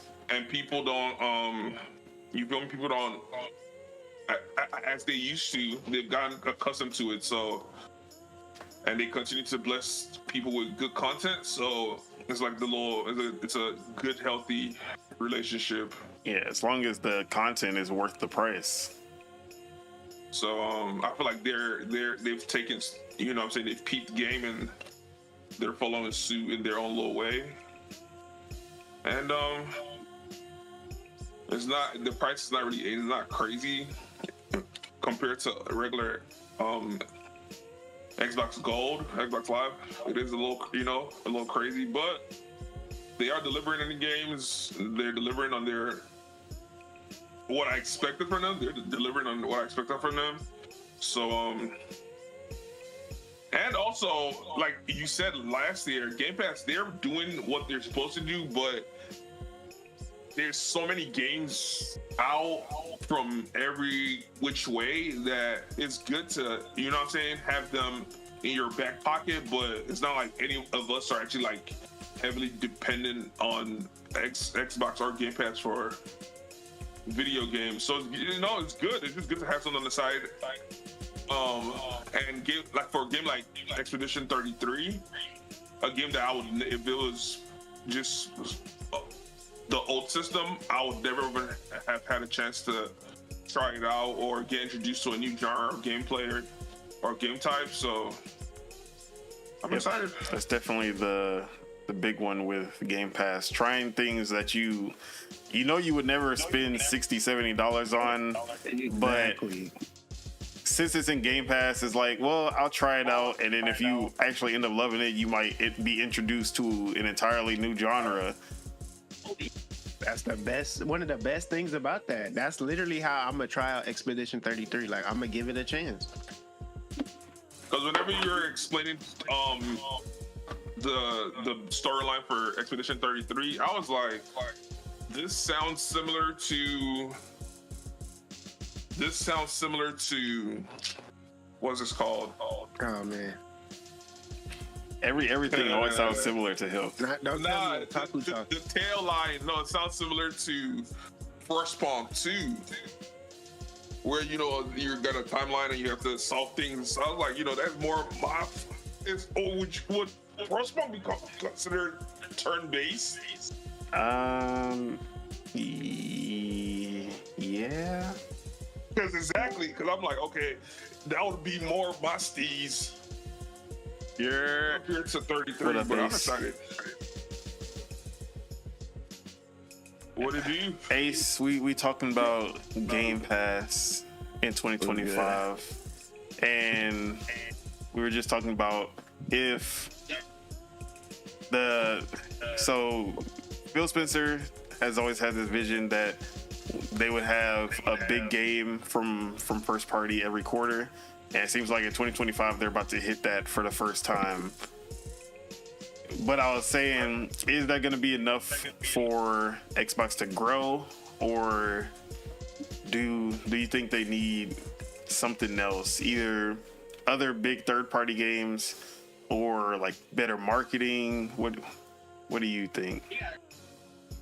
I mean, it's better than last year, so of course better, more would be better though.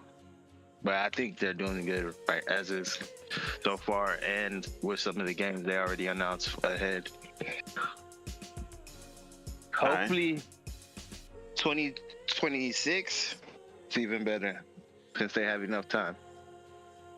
I feel like they're kind of stockpiling games where they might not release a game when it's ready, just because there's already something in that spot, and they're like, okay, we can kind of strategically place games where we need it. So it'd be like, oh, let's see, we got, I don't know, I'm just making this up, Grounded 2. It's already done. We gonna wait till there's a gap where there's no games coming out. Be like, all right, we can just drop Grounded 2 here now. That's where I feel like they're at this point, because they have 33 studios now. 33 studios, and most of them are working on multiple games. like Obsidian probably works on 3 or 4 games at the same time. Outer Worlds 2 and Avowed are literally coming out the same year. Pentiment and Grounded came out the same year in 2022. So they're always working on something. We still don't know what what's their name? The Psychonauts team. I'm forgetting their name. Double Fine also should have something coming out soon because they dropped in 2021. So a lot of the devs that dropped in 2021 should be having something coming soon. A new Forza Horizon could be on the way also. Even though one team is working on Fable, the other team still makes the Forza Horizon games. We haven't had one since 2021. So yeah, there's Fable so Horizon. much. What'd you say? Fable Horizon. Fable Horizon. What would be live though? If they it'd be crazy if they shadow drop new games. And like pretty much how you say, like they have times where they can place games, like that shit would be live instead of they telling us. Sometimes they'll just shadow drop a game and it's like a new game type shit. See, I don't think they want to do that after Hi-Fi Rush because that kind of caused you it. said there's a drought. Yeah, but it did because Hi-Fi Rush didn't get the marketing that it needed as a new IP. Ninja Gaiden 2 remake makes sense to get shadow dropped because the Ninja Gaiden name is already there. Yeah. Hi-Fi Rush needed marketing to like let people know, especially for it to be this rhythm action game, something you really don't see. It needed the marketing to let people know like what this game is, why people should play it. So it didn't work well for Hi-Fi Rush. Ninja Gaiden 2 Black makes sense because that is a established name and a game that a lot of people already love. So I think as far as shadow drops, they should stick to smaller stuff like that, or not smaller, but like established brands. Already game out or remastered. Are they Like trying to remaster? the Oblivion remake, which I forgot about, should be coming out this year as well. Let's say Oblivion, we don't know what's coming out in June. We don't have a game for June, but we know that the Xbox Showcase is going to be in June. What if they do Oblivion remake shadow drop in June at the showcase? That would make more sense as a shadow drop. But yeah, man, I think as far as what Game Pass needs, 100% just marketing, sports events, billboards, or like not like billboards, but like New York Square type billboards. Sports events especially, I feel like that is the best way to market to the casual audience who plays video games. But I also think that the missing puzzle that they should low-key start getting streamers. Yeah, streamers, that's also a big one. Start doing deals with streamers to market Game Pass. But then I feel like the one thing that they can really do to make sure that Game Pass is something where the casuals go is get all the sports games day one. Make a deal with EA Sports. Get FC 25 day one. Get NBA 2K day one. Get Madden day one. They all come like 6 months later, but by that time it's already too late because the season is usually over by the time it comes to Game Pass. Get them in Game Pass while the sport is still hot, and then on top of that, Call of Duty is already in the service. I think that would be the best thing that they could do to get people subscribed. If you tell somebody, oh, I don't have to buy 2K ever again, and I get all these other games plus Call of Duty, yeah, That's game over. and you know that, bro, because you know people buy VC already. Like people who play 2K, they're buying VC day one, off the rip. So it's like, okay, I might as well get it in Game Pass. Then I'm gonna buy VC. The amount that would basically cost for a full game anyway,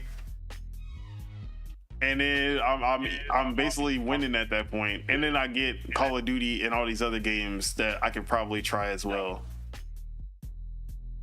So yeah, I think sports games is like the missing link. I think that alone would make a big difference as far as getting casual gamers into Game Pass. Or if they can't get the full game day one, perks. Get free, like free VC, free like get VC when you have Game Pass automatically. Get Ultimate Team cards. I actually think they do that already, where you get the Ultimate Team cards in Game Pass. But something like that to associate Game Pass with all the sports games. So yeah. But yeah, that's all I gotta say on Game Pass in 2025. I'm super excited. And if the Switch 2 wasn't coming out this year, I would say this is the year of game. If this would be the year of Xbox, but you know, big Nintendo outside, Chuck. Big Nintendo outside. Where were they the whole 2024? Hey man, they was dropping that heat. They was dropping Donkey Kong Country Returns. Exactly. Re-rock. Yeah, that's them. Exactly. So we're not worried, you know, like I said, just like how, you know, this whole big Xbox this, you know, Game Pass that. I'm here, I'm gonna be here the same way I'm here, I'm gonna be here when it's, oh my god, Nintendo. Cap, you wasn't even here for the showcase, so why you promising you're gonna be here for something else? Like I was saying, yeah, you know what I'm saying, whenever exactly, he don't got nothing to say. Whenever the ship is sinking, I'm gonna pull out my tiniest violin for y'all. It is what it is. What a shame. It is what it is. The tiniest of violins.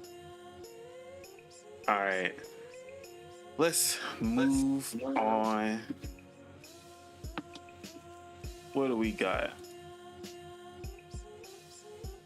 All right, most of these are just some quick news to get out the way. Marvel Rivals, guys. Marvel Rivals. They out here catching. They catching boys out here. They catching people slipping.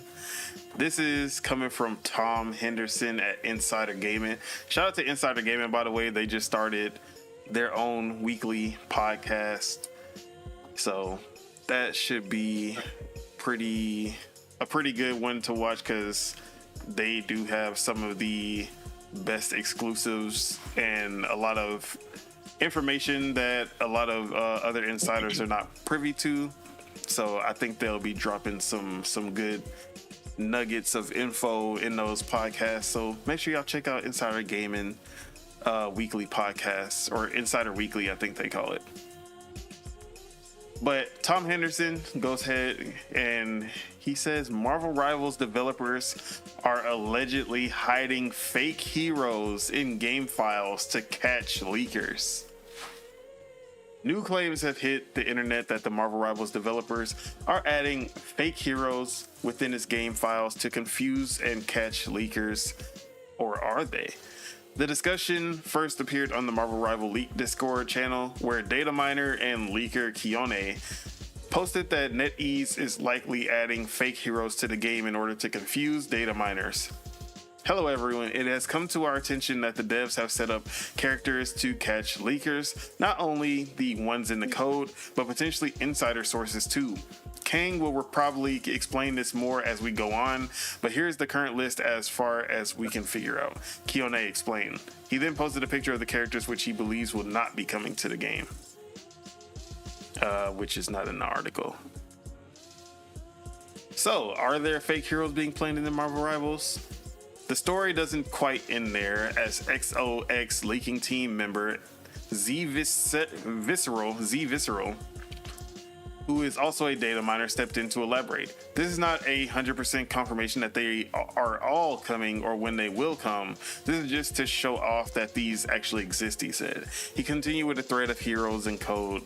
While it would be uncommon but plausible for developers to add fake code to their games to catch leakers intentionally, it doesn't quite make sense as to why they would. After all, the real heroes that are making their way to the game would still have to be in the code and would be leaked before their official announcement anyway. While I don't consider myself a tech guru when it comes to data mining, to me it seems like this is all just code related to game development and not necessarily some huge plan from the developers to screw over leakers. All the game code tells us, and is the case for all game leaks that come via game code, is that certain things were in development and planned at one point or another. Whether they release or not is unclear unless the code specifically says.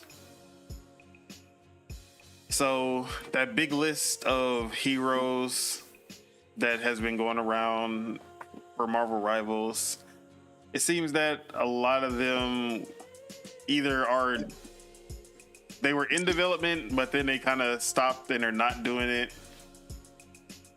Or it could be, or at least the first person, Kione, was alleging that it was fake code to try to trick data miners and leakers. So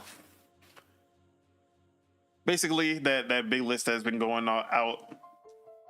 Take it with a grain of salt if you think that all of these characters are coming out for the game. It will likely be some or most of them, but some of the heroes on there may not ever see the light of day in the game. You know, because that's what I'm saying. Like, what is a GIF? Like, his own answer these questions? I'm just joking, but that's crazy. I expect nothing less from Disney. So, what does Disney have to do with this? Doesn't Disney own Marvel? Okay. What does that have to do with Disney?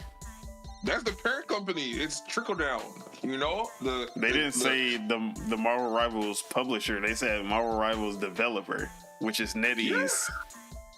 Yeah. And who do they answer to? They answer to NetEase. And who oh shit. Who does NetEase answer to? So anyways. Exactly. So like I was saying, this is on par from Disney. I wouldn't be surprised if Nintendo did the exact same thing. It's just certain companies, you know, they rule with a strong arm. I'm surprised. So yes, shout out to the data miners out here doing God's work.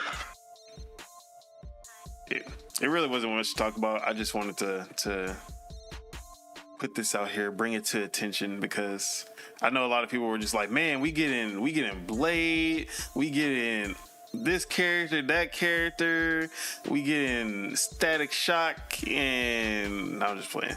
But now it seems that it's not 100% locked just because these were data mined, that we will be getting all of these characters.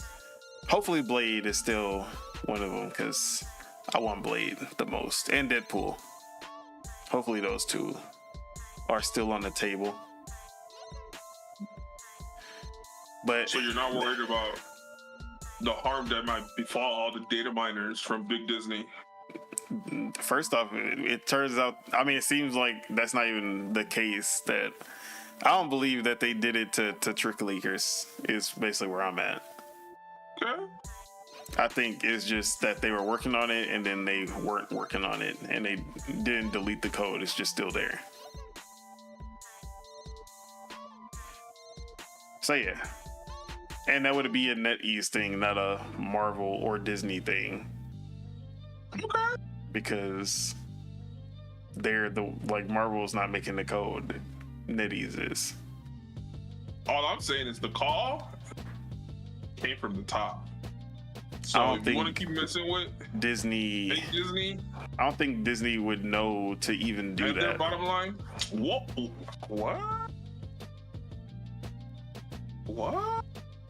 It's Wait, not do you what. still believe?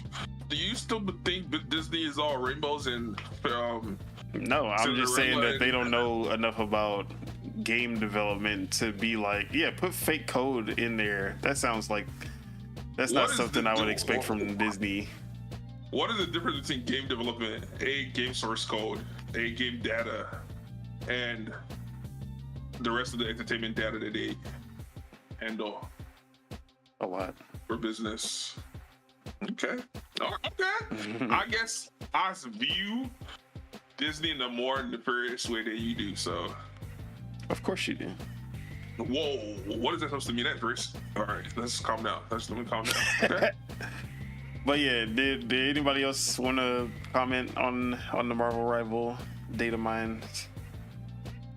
That's crazy. If they added stuff to adding fake characters to get those people, that's funny.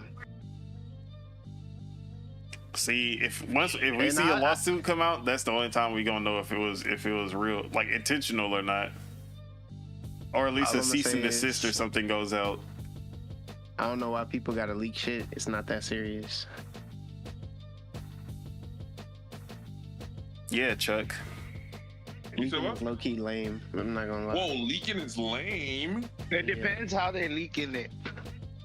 If the company leaking it on purpose, okay. But in this case, You see how he's saying leaking is lame? Sometimes- He wasn't sometimes saying that when the Nintendo it- Switch it- 2 was leaked and everyone was excited and everyone was, it was leak gate. See, Who could leak it? Marvel The Rivals Sony didn't need a is- leak because it just came out. Nintendo been dilly dallying. They needed to be the leaked. Switch ain't even come out though. They was dilly dallying. So With the somebody Switch, had to I do could it. have wait. I wasn't tripping. It was, To me, it was I wasn't Leakmania. tripping. Hey, I'm here for the I leaks, wasn't bro. tripping. You know what I'm saying? Early But, access. I look at Like, it as, I knew that like the Ninja Gaiden leak, I would have preferred if nobody knew that, even like there was no murmurs of Ninja Gaiden being there. Things like that, like what's gonna be at a showcase or whatever, I would rather not know and be surprised. Wow. So it depends on the leak. Yeah, stuff like that. Of course, like if somebody trying to leak it right before it happened. Oh, but I forgot. Shout out to Special Nick. People always sleep on him as a leaker, but in 2022, he said that Platinum Games was making Ninja Gaiden 4 with Xbox, and somebody had pulled up his tweet saying that. And bro, the comment section was like roasting him, saying that shit is not true. Xbox would never work with Platinum again after what they did with Scalebound and all this bullshit. See that type of stuff. And he ended up is being cool. he was the That's like a one who got prediction that shit to right. some. He's So part yeah, of the team.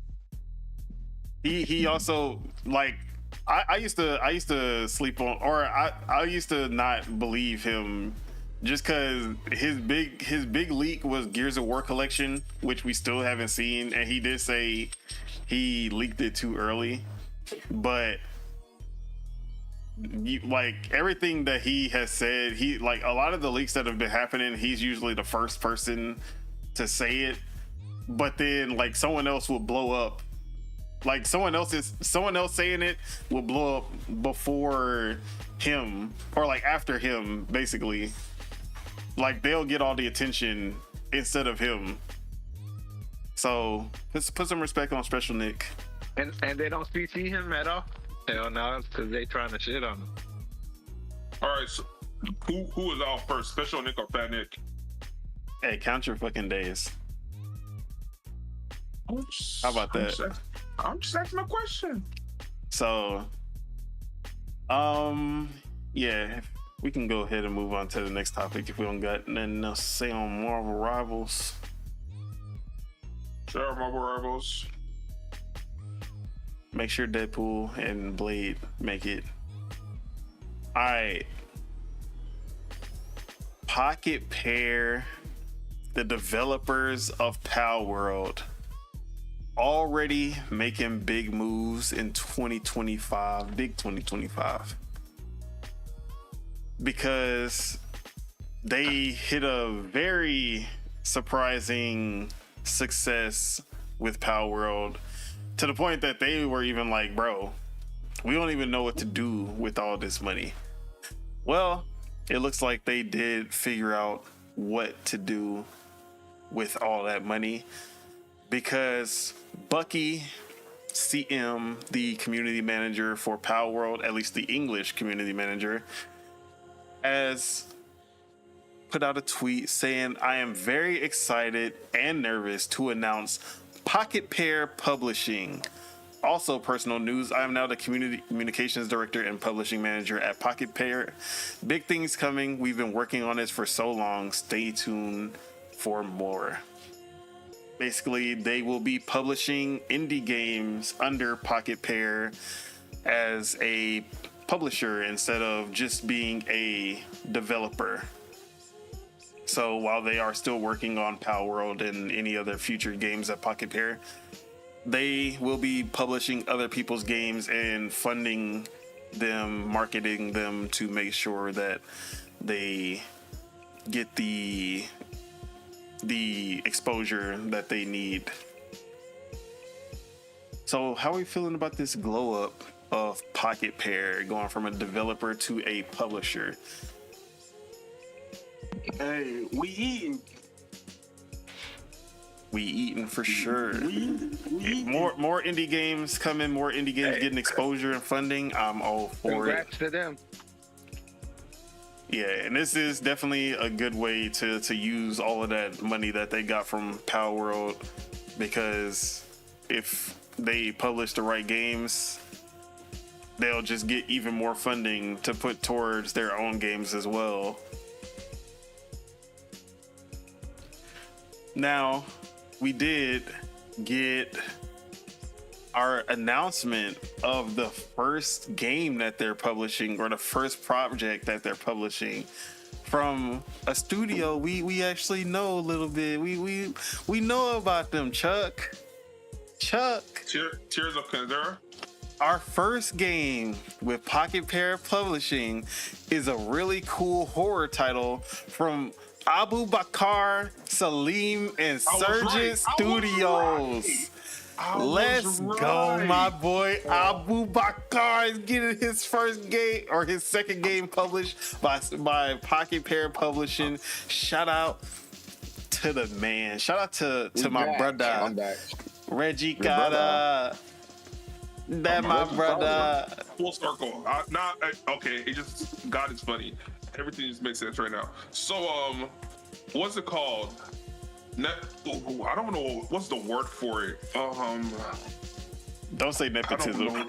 It's not nepotism. I just don't know what the word for it is. Sellout for sure. Wow, he's a sellout the now. word I want to use right now, I don't know if it's usable on YouTube. So we're just going. It start with a C and it's a un. I will slap you. I'm just, telling you what's coming to mind, because it's crazy how it seemed that those tears that he, those tears, the frustration, all of it,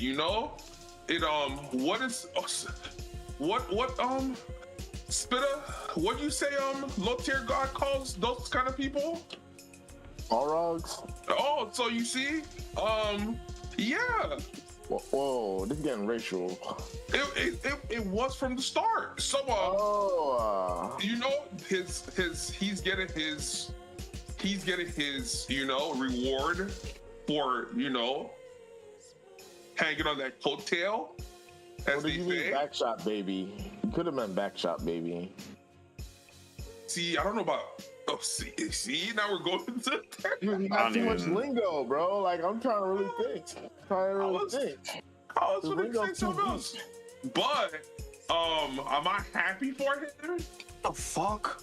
There's a chance that I might be. What is that? Did he have to sell? Did he have to sell his dad's soul to get it? Whoa. Now he sold his dad's soul. He comes up with a new way of disrespecting this man every time. He literally did. My boy sold his dad's soul for, a game that. Wait. So you're saying sold his dad's soul, cried about it, and made millions, and that's it? He never made. Well, I guess you can say he made millions. Like Candace Owens and the founder of BLM, and the list goes on. Wow, this is crazy. Provocateurs. I'm the provocateur. You're choosing provocateurs. Hey. Whoa, that's what he is. Oh my God. He's getting paid for his performance. It was a great performance. You guys took his side of the performance. Was it DEI, Chuck? It's not like they're one of the DEIers. I mean, how can it be DEI if he founded the studio? Exactly. Yeah, So, who gave him the money to found? Who allowed him to make that game? And we know what his acting. We know where he got the money from. Whoa. We know where that money came Kabbalah from. Harris paid them personally. That's crazy. We know where that money came from. So, yeah, I'm not shocked. I'm not shocked. 2024, Elon Musk. Doing salutes. It's literally the same equivalency. I know you're not comparing fucking Elon Musk and Abu Bakr Salim. It's all part of the same agenda. So, This is crazy. Said the same agenda. Look, I didn't know why I even brought this topic up. I was like, it's gonna be a funny topic to bring up. You know why you brought this Yeah, I know why I brought it up. I didn't think it was gonna go like this though. No. Cause okay, so you see. I have to bite my tongue, but you see, Shukin and Jivin. Is that you see Shukin and Jivin, and then you see that being rewarded. What do you say? I ain't seen no shucking and jiving though. Rest my case. So you see what I'm saying? I guess my is crying literally shucking and jiving if only a black man does it? For the purpose of what? What was the purpose of him crying? Dude, no. It ain't no purpose about nothing. Is it only a thing because a black man did it? Like if a white woman, it was the purpose. Or if a black woman did it, would this even be a thing? No, it'd be even more of a thing for him. No, she did it for BLM. What do you mean? I see, but when I call it out, I'm the bad guy. It's okay. We need to do better as a people, and I'm just here to hold it accountable. That's all. That is all. So anyway, shout out to my brother Abu Bakr Salim out here getting that publishing deal with PUGP, putting out a horror game, which is the second game that he's working on, because he does have an Afro cyberpunk RPG coming out as well. So that's no. Don't even tell Chuck. That's the equivalency of what's the name of that game that's never coming out? Star Citizen. That's his equivalency of Star Citizens. I mean, it's not on that scale, obviously. It's not obvious, but it's never coming out. And the game he's making is his play on his take cosplaying the director of Get Out. What's his name? Why am I forgetting his name? I know you're talking about that. Exactly. Jordan Peele? Yeah, Jordan Peele. Because if I remember correctly, you played the demo for Tears of Kenzera, but you actually never bought the game. I never played the demo. So you actually never supported. So you just been glazing the game you never played, dude? I never glazed the game. I glazed Abu Bakr Salim for putting us Africans on the map. Us pure-blooded Africans. Bro, I didn't know you spoke French. That's crazy. Hey, look, Canada's up north, man. Harambe. Do you see what I'm Harambe. So now y'all see the battle that I'm fighting, right? So now, Bro, why are you such a these are- gatekeeper? That's all I see is you trying to gatekeep Africanism. Like, why are you trying to gatekeep black? How, like, the Exactly. blackness of the Hey, person. man. Hey man, if I worked it has been sold out and bastardized for centuries. So at some point, someone has to say enough is enough. And I don't want to be that someone, but It sounds like you wanted to be that someone. It sounds like you really wanted to be that someone. No. But it's just like when you're in a room and you know I almost said another. I must use another descriptive that I don't think is allowed on.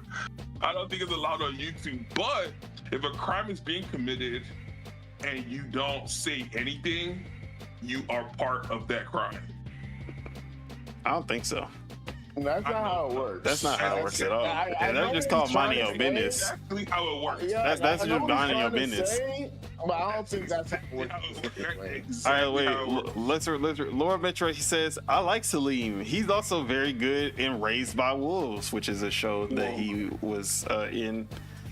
Laura Metro also says, "I think Tales of Kanzira Zao got a bad rep because of its association with Sweet Baby Inc. Wait. I don't like Sweet So, Baby Inc, but not- Tales of not- not Kanzira to has cut you no off, politics in it whatsoever." Not to cut you off, but just like not even being ironic, he was an actor. Yes, he was an actor. No, you can't He make this also up. You voice can't- acted Bayek in Assassin's Creed Origins. Dude, I'm just making up, make this up. All right, it's making more sense. Everything is adding up now. I've already told you this though. Hey, that's how much I don't. Hey, like, shout out And to then him. Shout out Lord to- Metro said, "So Don, if you were dark as hell, you are pure African." Yes, that is me. Whoa! See now, you see what I'm saying, Lord Metroid and the audience. See what I deal with? If a crime is being committed in the room and you don't say anything, I'm also no part of the crime. I'm also what am I? I'm Jamaican? 10%. No, I'm 10% Salvadoran for my girl side, for my girlfriend's side. Hey, you Jamaican It too. rubs off, and then I'm it rubs off. yeah, it rubs off. Wait, Chuck. So your logic is there's no light-skinned Africans, right? Whoa! How did we get here? What does skin tone have to do with anything? Hey, look, I'm just asking a question. what is happening So right is there now? light-skinned allowed in Africa or not? Do you see how the propaganda is being propagated against me right now? All right, Chuck, But are you we say American? no. Who? Are you American? Yeah, Chuck's American. Yeah. I'm a human. No. You ain't running from this. Are you American? I'm a human. Uh, I'm a man that has hue, so I'm a human. You know, so that's as far as I can, tell you. all right. But that's all I'm human. All right, Nah, let's that's get off crazy. this topic before it goes into something. Nationality is insane. Before we get into something else, we gonna finish this off stream. All right, yeah, Pocket Pair Publishing. I'm proud of them. I'm proud of Surgeon Studios as well. Even though Tales of Kanzira did not get the numbers that that they were expecting, I wanted to see more from them, and yeah, man, I want to see what they can pull off with a horror game. I'm actually gonna kind of excited about that. Is he gonna go to Jordan Peele route, or is he just gonna make something? I don't know. But yeah, All right, so now my question is: if the game comes out and he does indeed go the provocative Jordan Peele route, am I owed an apology? no.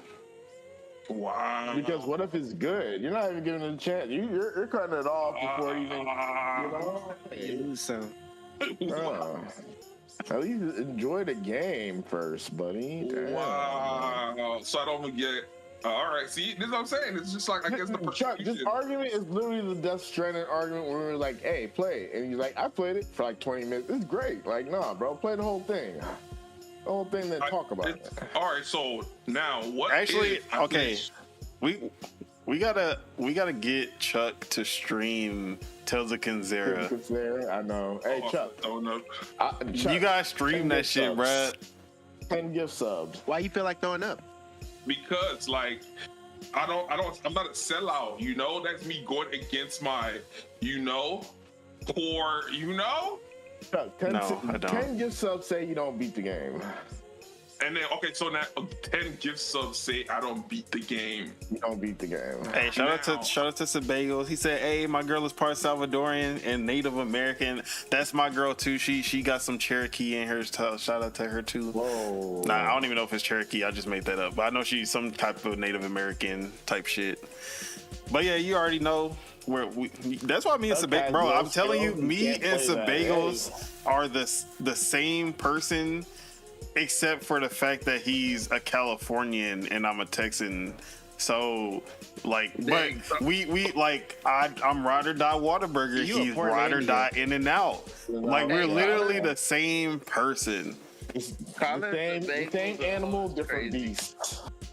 He said, "Call it Sebago's a hoe." You say I'm the same person? That's crazy. Wow. Yeah, that's the only thing that he don't got that you have. Makes sense. No. Thank you for pointing that out, Abby. Thank you. We are both not hoes. That's basically what y'all saying. Bagels, I'm sorry they had to put you in the whole category, man. But look, if you the same animal as Don, look, you're cooked. That's crazy. I'm gonna say, you're cooked, buddy. Ain't no hole in my body. All right. Wait, man. Shout out to Pocket Pair. Shout out to Surgeon. Let's go to the last topic, I believe. All right. Assassin's Creed Shadows previews came out. A lot of publications and YouTubers, streamers, content creators also got their hands on Assassin's Creed Shadows, and it's looking good. It's looking like they got something on their hands. So let me pull up some of these reviews or whatever the fucks they are. 1 second.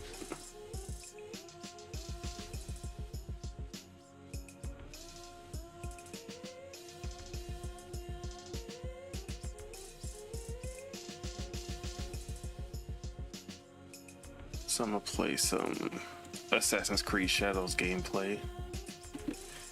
All right. What? Oh, I did that. I'm tripping.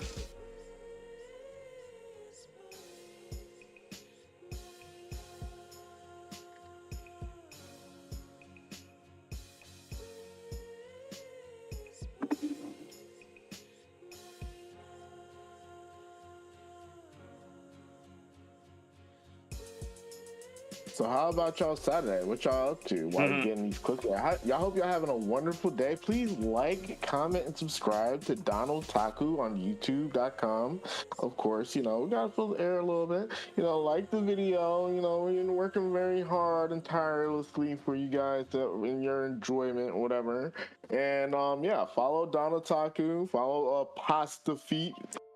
Oh yeah, another shout out to one of my game development brothers that I follow, Del Walker, who was the character artist for Suicide Squad, and he also worked on Halo Wars 2 along with a lot of other games. He's the one who got the greatest black hair in gaming. And Killmonger? No, he does not do the Killmonger. He's the one who actually stopped them from putting the Killmonger dreads on. We need more Killmongers. Nah, he stopped them from putting the Killmonger dreads on Deadshot in Suicide Squad. So shout out to Del Walker. He's now at Deadshot deserve some Killmongers. He's at Absurd Ventures, which is Dan Houser, the co-founder of Rockstar and creator of GTA. He's now at Dan Houser's new studio as the lead character artist. Oh shit, it's over. All right, so here goes some of these previews. So, starting with Andy Robinson from VGC, Assassin's Creed Shadows is open world. Japan is stunning, but I found its more linear Shogun-esque drama far more compelling. We have Steve Vigvari, who is the content creator. The more I experience Assassin's Creed Shadows, the more I'm convinced that including dual pit protagonists was the right call. Naoe and Yasuke are fundamentally different, adding player choice to the experience. A lot of clips and gameplay went up as well, just showing off the inventory, showing off the open world, the graphics, other things. BG, Broken Games HDR, also played it and said that he had a great time with it as well. ACG was surprised how good the game actually was and how much they improved versus the previous games. As someone who didn't like the newer Assassin's Creed games, he was pleasantly surprised. Spawn Wave also got a chance to play, who I remember Spawn Wave being a big Ubisoft hater for a while. He said, had a chance to play a few hours of Assassin's Creed Shadows, and one of my biggest takeaways was how dynamic and alive the environment felt when traveling through it. Visually, the game is very impressive. Synth Potato says Assassin's Creed Shadows combat looks like a gigantic step up. Oh, never mind, that's not a preview. That was just some gameplay footage. Steven Totilo says, I played Assassin's Creed Shadows yesterday and can confirm that it has excellent bamboo slicing tech. Actually, I'm gonna put this up on the screen because no sound. Hold on. Even though this Twitter compression is ass, but it's okay. Oh, Twitter got 4K pictures now? Or something? I swear, people want to shut the fuck up about that shit this week. I have no idea. All right, where is that at? What? Hold on. Where is? There it is. Okay. So just to show off the bamboo slicing in this game, just cleanly slice through all of that bamboo. And it is all physically rendered with physics and everything. I gotta know, Chuck, what do you think of this game? Is it worthwhile? Oh, man. Never mind. But yeah, man, let me see.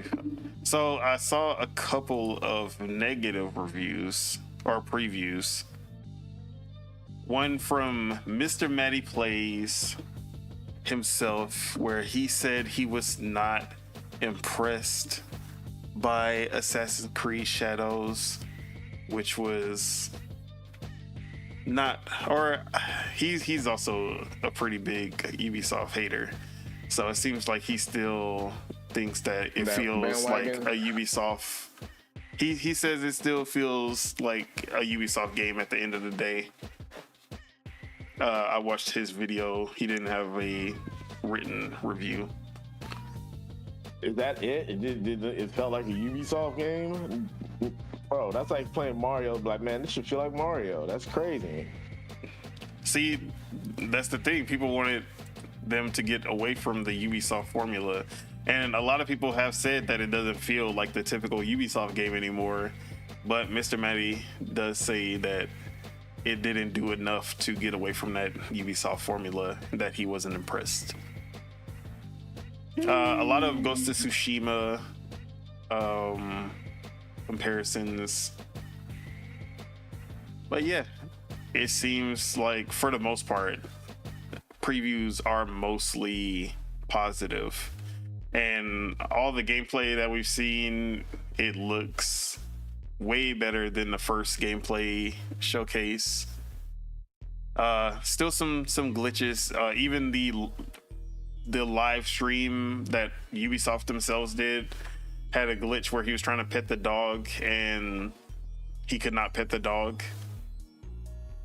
But as you can see in the corner, it does say work in progress when it comes to the build that they're playing. It is still 3 months away now, and it seems like they're gonna keep on pushing this game back until it is as polished as can be.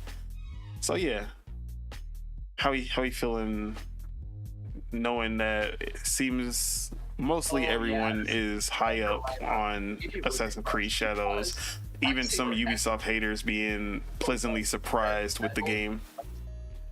That holds it together, basically. But if that all melts into the plate, No one. I'm still the only one excited about this game. Bro, we don't care about Ubisoft. Shout out to Sorry? no, I'm playing. But Look. he is right. He is right. And I would even double down and say something about the French, but You don't like the Division? we gonna Look, be respectful. Look, bro, I gave up on that game. I gave up. We gonna keep things respectful. Dude, Division 2 dropped, the Warzone dropped like what, 2-3 months later? Look, you're cooked. The game died. You feel me? Fool me 7 times. TJ ain't never played Division. He ain't played Division Nigga, I until played the after. Division full He- time bro, before this- Warzone dropped. I He don't played believe him. Division I played years before after, Warzone. years after it came out.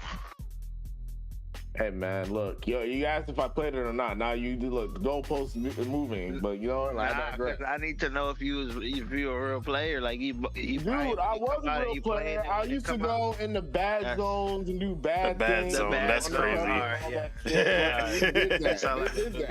If Step they weren't into so the busy, bad zone. if they weren't so busy with their croissants and Wow. their, All right, you know, let's get him off the Don't like the stage. baguettes, please. And they're We need to show love. Shout out to the baguettes. If you and like their afternoon baguettes, nap, hey. you know, they would have. Is it Is just the stream me? or is it the video? Is y'all stream still No, your going? stream's literally crashing out, buddy. We crashing out, bruh? Ah, my stream started over. Oh, the stream started over, y'all. My bad. We apologize. I'm sorry. We're back. We're back. Lag? Yeah, he crashed out. He crashed out. Shout out to, I mean, not shout out, but fuck Xfinity. No matter where I Bro, go, I'm not- it's still fuck Xfinity. Bro, I'm not gonna lie. I'm about to sign like a $90 a month plan for Xfinity. I'm just dreading. I don't even want to do it, but I know Bruh, I I'm might already have to. on the fucking $90 a month bullshit, and it's still bullshit. Fuck Wait, what's your Xfinity. cell phone provider? Do you got Xfinity Mobile? Or Hell you just on no. whatever? What? I would never. Look, I would never too, man. Look, they take too much money as it is, man. Y'all ain't getting me for my cell phone. Anybody else can get me for that. Anyways, I think everything is good now. Yeah, you're good. You're back. It's playing video. But yeah, shout out to big Ubisoft. I don't know what y'all talking about. This game is gonna hit. This is gonna be the best Assassin's Creed that we have ever played, because Odyssey was the best Assassin's Creed that we've ever played, and this is the same team. Big Can I say Yasuke about to be something? outside. This might be a bad take. I never played an Assassin's Creed in my life, and I don't plan on it. Yeah, bad take indeed. All right. I think I played Assassin's Creed 2 for like 15 minutes. But yeah, I'm excited about the dual protagonist. A lot of people did say that that was a right choice, because if they wanted to, they could focus on the classic Assassin's Creed stealth-based gameplay. But they also said that the combat with Yasuke was fun if you wanted to go that route as well. They said that both characters are very distinct, and they don't just feel like the same character, just kind of, you just play as two of the same character, kind of. Lord Metro said, "Where's the woke dealer?" I don't even know where the woke dealer is. But shout out to the keep woke his dealer. loud ass away. Oh, man. But yeah, Keep his loud ass away. Oh man. but you know, the woke dealer at least shows up a little bit more than Chuck did for the last 3 weeks, Whoa. Yeah, weeks. he did though. He did. Which is wild. which is wild. The past couple weeks, he been pulling up for sure. Wow. So shout out to the woke dealer. Cry about it, Chuck. You haven't been around. Hey, look, cry about it. All right. More Chuck tears. We need more So Chuck tears in nobody has anything to say on Assassin's Creed. Nobody cares about the previews. Y'all there. I sound mean, it's like cool. y'all what? Azalea Banks. No, Ain't no he fucking gets, way. He gets Azalea and I'm Even playing worse, Hardy. actually. It's crazy. Hey, man. That's So, oh yeah, crazy. another thing that they showed off is that there is a town builder. That's for me. There's a town builder built into the game where you will be basically creating your own town, your own province that you will be looking over They and stole building that from, up like, throughout a the dragon? game. Yes, they stole it from no. There's a lot of games that do that, especially Japanese games love to have the town builder. I remember Ni no Kuni 2. That was like one of my favorite ones. They had a kingdom builder. So this feels like that you'll be able to collect resources by building shrines and facilities and get stat bonuses.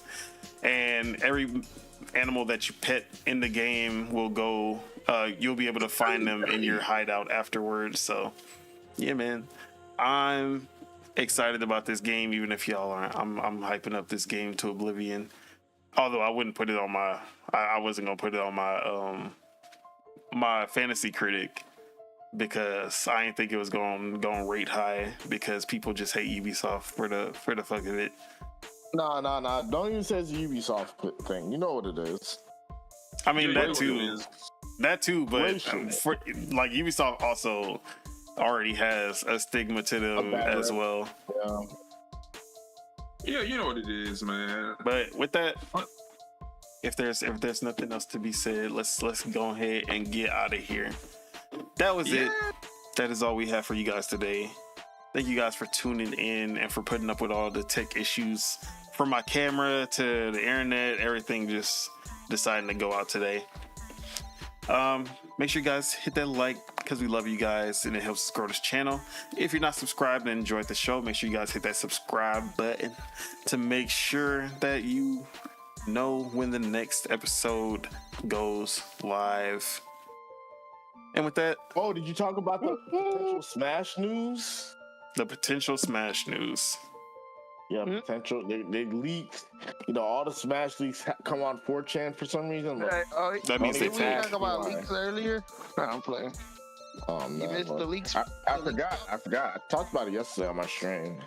All right, well, let's go ahead and talk about Smash leaks then. Oh, they're adding everybody in the game again. That's it. And they're adding more people. That's it. That's leaks. And it's 50 to 55 stages. And people are getting redesigned. Like Ganondorf's getting redesigned, and Donkey Kong's getting redesigned. He's going to be like Mario Kart 8 Donkey Kong or Mario Kart whatever, 9 or 10, whatever the hell it may be, Donkey Kong. So, yeah. There we go. Oh, and Ken and Ryu are going to look like Street Fighter 6. There you go. Okay. All right. I think Smash is 2026 for sure. Oh no, it's coming out. Also, yeah, they did say today. Yeah, it's coming out 2026 summer. Yeah, or fall. that seems about right. So about 15, 16 months. It's happening. Happening, guys. That's a All long right. time. Now, let's go ahead and get outros out the way. We're not Deadshot. gonna talk about the. It's too late now. Never mind. Wait, what do we miss? No. Stay with your chest. No, What you because talking we're gamers and PC Master Race and then embargo got lifted. about? we- The God. 5090 and Oh, the no, graphic we- cards. And, No one cares about that. all right, that's a I lot. care That's about it. I Yeah. love the 5090. I'm gonna spend $3,000. All right, yeah. So let's talk about the 5090 then. Come on. All right, guys. The 5090, 5080, 5070. They just had Because for us their PC embargo Master lifted, Racers- For and us PC Master Racers, it's like us getting a new console. This is like our equivalent. except that they come out every 2 years, so it's like who cares? But Bro. and really, is it really every year because you get like the refreshes the next year. But it's not special when they just come out right back Isn't to back. it really a new console? If the old console could still play the same And there's game no at high exclusive quality? games or anything. It's just the same games you were already playing at better slightly better performance. I could say the same thing about the Switch 1 and Switch 2. No, you can't because they're exclusive If the games. Switch 2 is gonna play games, I the rest my Switch case. 1 can. Exactly. Rest my case. No, you're not resting any How many times cases. you go through So, this? anyways, Switch the 2 can play every 5090 game the Switch 1 can is play. $2,000 over glorified AI tech.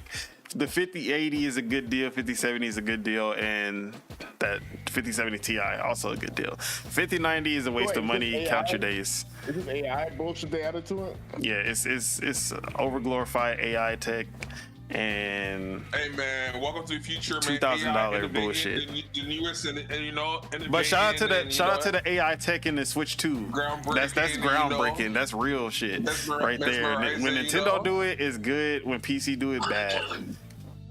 You know, That's I'm all I got. excited about a handheld that, you know, once you plug it into your TV, you're, you know, barely scratching 60 frames per second, but we're in the 200s. Shout out to AI, you I know, hope not shout only out to the 200. series. Higher. I was being humble, you know, as a match Oh, he's racer, being humble. you know. I'm hitting Would you 200 know? on this week 4070 Super, so it is what We're it being is. humble. So yeah, shout out to all the PC match racers out there. You know, it's exciting times. Now we got to save up. You know, do what we got to do. Dude, You know I ain't what I'm gonna lie. You gotta save up to go from like the 5080 to the 5090. Look, go the fuck future. yourself. That's all I'm gonna say. All right, Well, anyways, man, shout out to PC Master Race, I guess. Shout out to us out here in these streets, man. So that's Deadshot, it. wait, I'm, already, yeah, Deadshot T, get your outro out the way. Yeah, Twitch.com, Deadshot Teej, whatever. Twitter, Deadshot Teej, what you know, same things every week. They don't change. Don't change. We're gonna be It's in playing, the description. Smash. Yeah, it's in the description. Also, if y'all want to choose a game for me to play, you know, join the Discord. We do polls. Did I cut out again? Or was it just him? I cut out. Which one of us cut out? Oh, your internet died again. Damn it. Oh my god. It's doing the blue circle thing. Yes, you did. Yeah, Don cut out. I ain't cut out. But yeah, if y'all want to We in the trenches right now. Actually, we're in the tunnels, you know, of Rustopia. Shout out to Rust. We gathering resource today. It's been a wicked day in the land of Rustopia. Wait, you watch Wicked? So like I was saying, by someone I looked out for, you know, today was a big lesson of don't trust anyone, especially dumb people. Yeah, I'm just gonna say that. Don't Who's trust dumb dumb people. And I said dumb people because you know they don't have the neurons aren't firing and they're gonna do some dumb shit. So yeah, shout out to Rust. Yeah. All right, year-round spitter. Where can we find you? What you got going on? Oh shit. You're on spit on everything. I'm gonna be playing Marvel Rivals and Ninja Gaiden 2 Black. Marvel Rivals. About to take a little break from Street Fighter until Mod come out. I might play You mean the something break else. that you already been taking this whole time because you don't be playing Hey, Street man, Fighter? I can send my my hours. We can show your hours to my hours and then Bruh, hour for I hour got is too many. crazy, I got man. so Look. many hours that it reset. Like Yeah, 0 hours. Yeah. Like that shit was crazy. I had hit the maximum hours that you could even go, and then it went backwards. when So- you just left your game on because you ain't played. Wow, that's crazy. It's over for you. That's his favorite accusation. He Is accused me it? of that Hogwarts Legacy. I mean, Bruh, it was on your stream. That was something everybody witnessed. Here we go. You know what? I'm sure Don played more Street Fighter than Chuck played Death Stranding. oh, that's a Whoa. definite. Not even close. I believe that. I believe that. Whoa. I was on Death Stranding like white on the ice. Lord That Mentor was a said real race. Arivo and Grande need to hit Black rice. McDonald's. Black rice. That was a real Rice is race. black.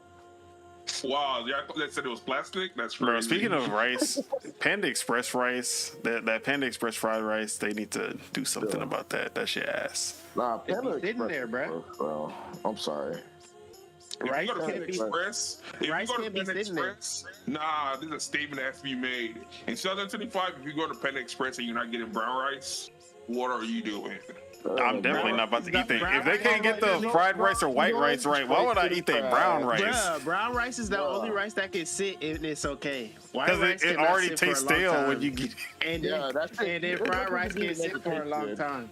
that It's shit. good. It's better for you. Hey man, a lot of things are better for me. It ain't better for my taste buds. So Exactly. That's why you Team Nintendo. And guys, that's why they are Team Nintendo. They don't love Bro, themselves. brown rice is there's like almost no way to make brown rice a good thing. nah, I've made some good brown rice before. I don't trust other people's brown rice. Yeah, brown rice from for Like sure, I'm not going to a factually. restaurant to eat brown rice because they don't be knowing what they be doing. Bro, every time I have brown rice, bro, I'm like, damn, I should. Same with cauliflower rice. I can make some good cauliflower rice, but when I be trying other people's cauliflower rice, that should be ass.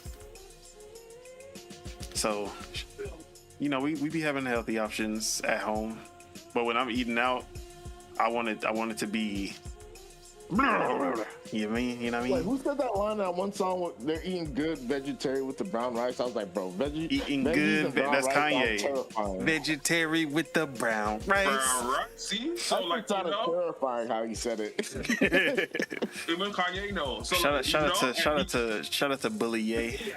He been trying to tell y'all. So all I did was just reiterate what Kanye already said. So if Ye say it, it's not a problem, or when I say it, it's a problem.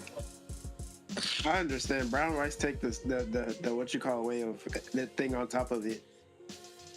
So yeah, Wait, who are we talking? Whose outro were we doing? I was done though, but okay. yeah, that was me. All right, yes, you're on Ace. Are you here? Yeah. Where can we find you? What you got going on? You can find me on Twitch at You're on Ace with a 3 at the end, and I'm gonna be playing Ninja Gaiden 2. All right. Are you still playing Indiana Jones? I didn't even remember. Yeah. Oh, okay. All right. Spirit of Truth, Lord Mars, where can we find you? What you got going on? You're over here losing my rank on Marvel Rivals. You feel me? I just got up to silver. Now I'm finna lose my rank because these randoms don't know what the heck they doing. Any game ever. They still doing 3 DPS teams and 4 DPS teams still, and I'm like, bro, what's wrong with these fools? What's not like, bro? Just play as an easy tank or easy heal, bro. But you can find me at YouTube at Lord Mars Gaming, and you can find me at Twitch at the Lord Mars with a Z. With a Z. Yeah. All right. As for myself, Donald Taku, you can find me on Twitter at PastaFeet, F3ET. You can find me on twitch.tv/Don Solo on Mondays and or Tuesdays. That's my schedule. So I'm keeping my commitment to streaming on Twitch this year. And then, of course, you can find me right here on YouTube, Don Otaku, where not only do we do the Project Untitled Gaming Podcast live every Saturday, but also every Thursday we have Dual Wheel Gaming Podcast that premieres. So with myself and Sue Bagels. So make sure you guys check that out as well. We actually had a little prediction that a prediction came true. It wasn't even a prediction. It just we kind of manifested it into existence on last episode that ended up happening at the developer direct the next day. So make sure you guys tune in, check that out as well. But with that, is there any words that we want to leave the people with to get them through the week?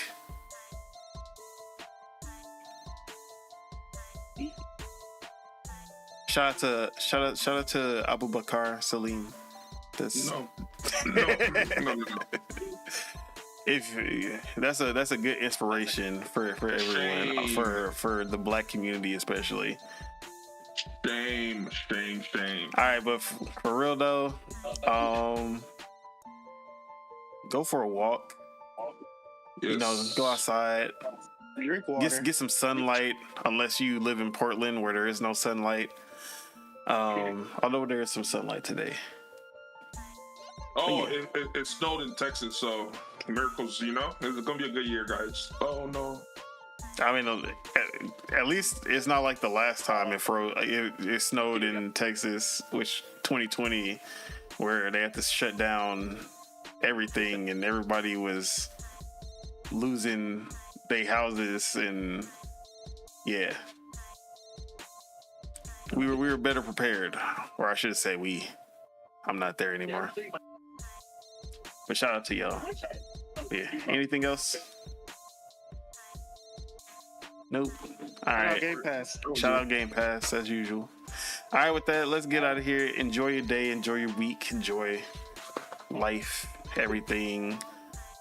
Bye-bye. Peace out.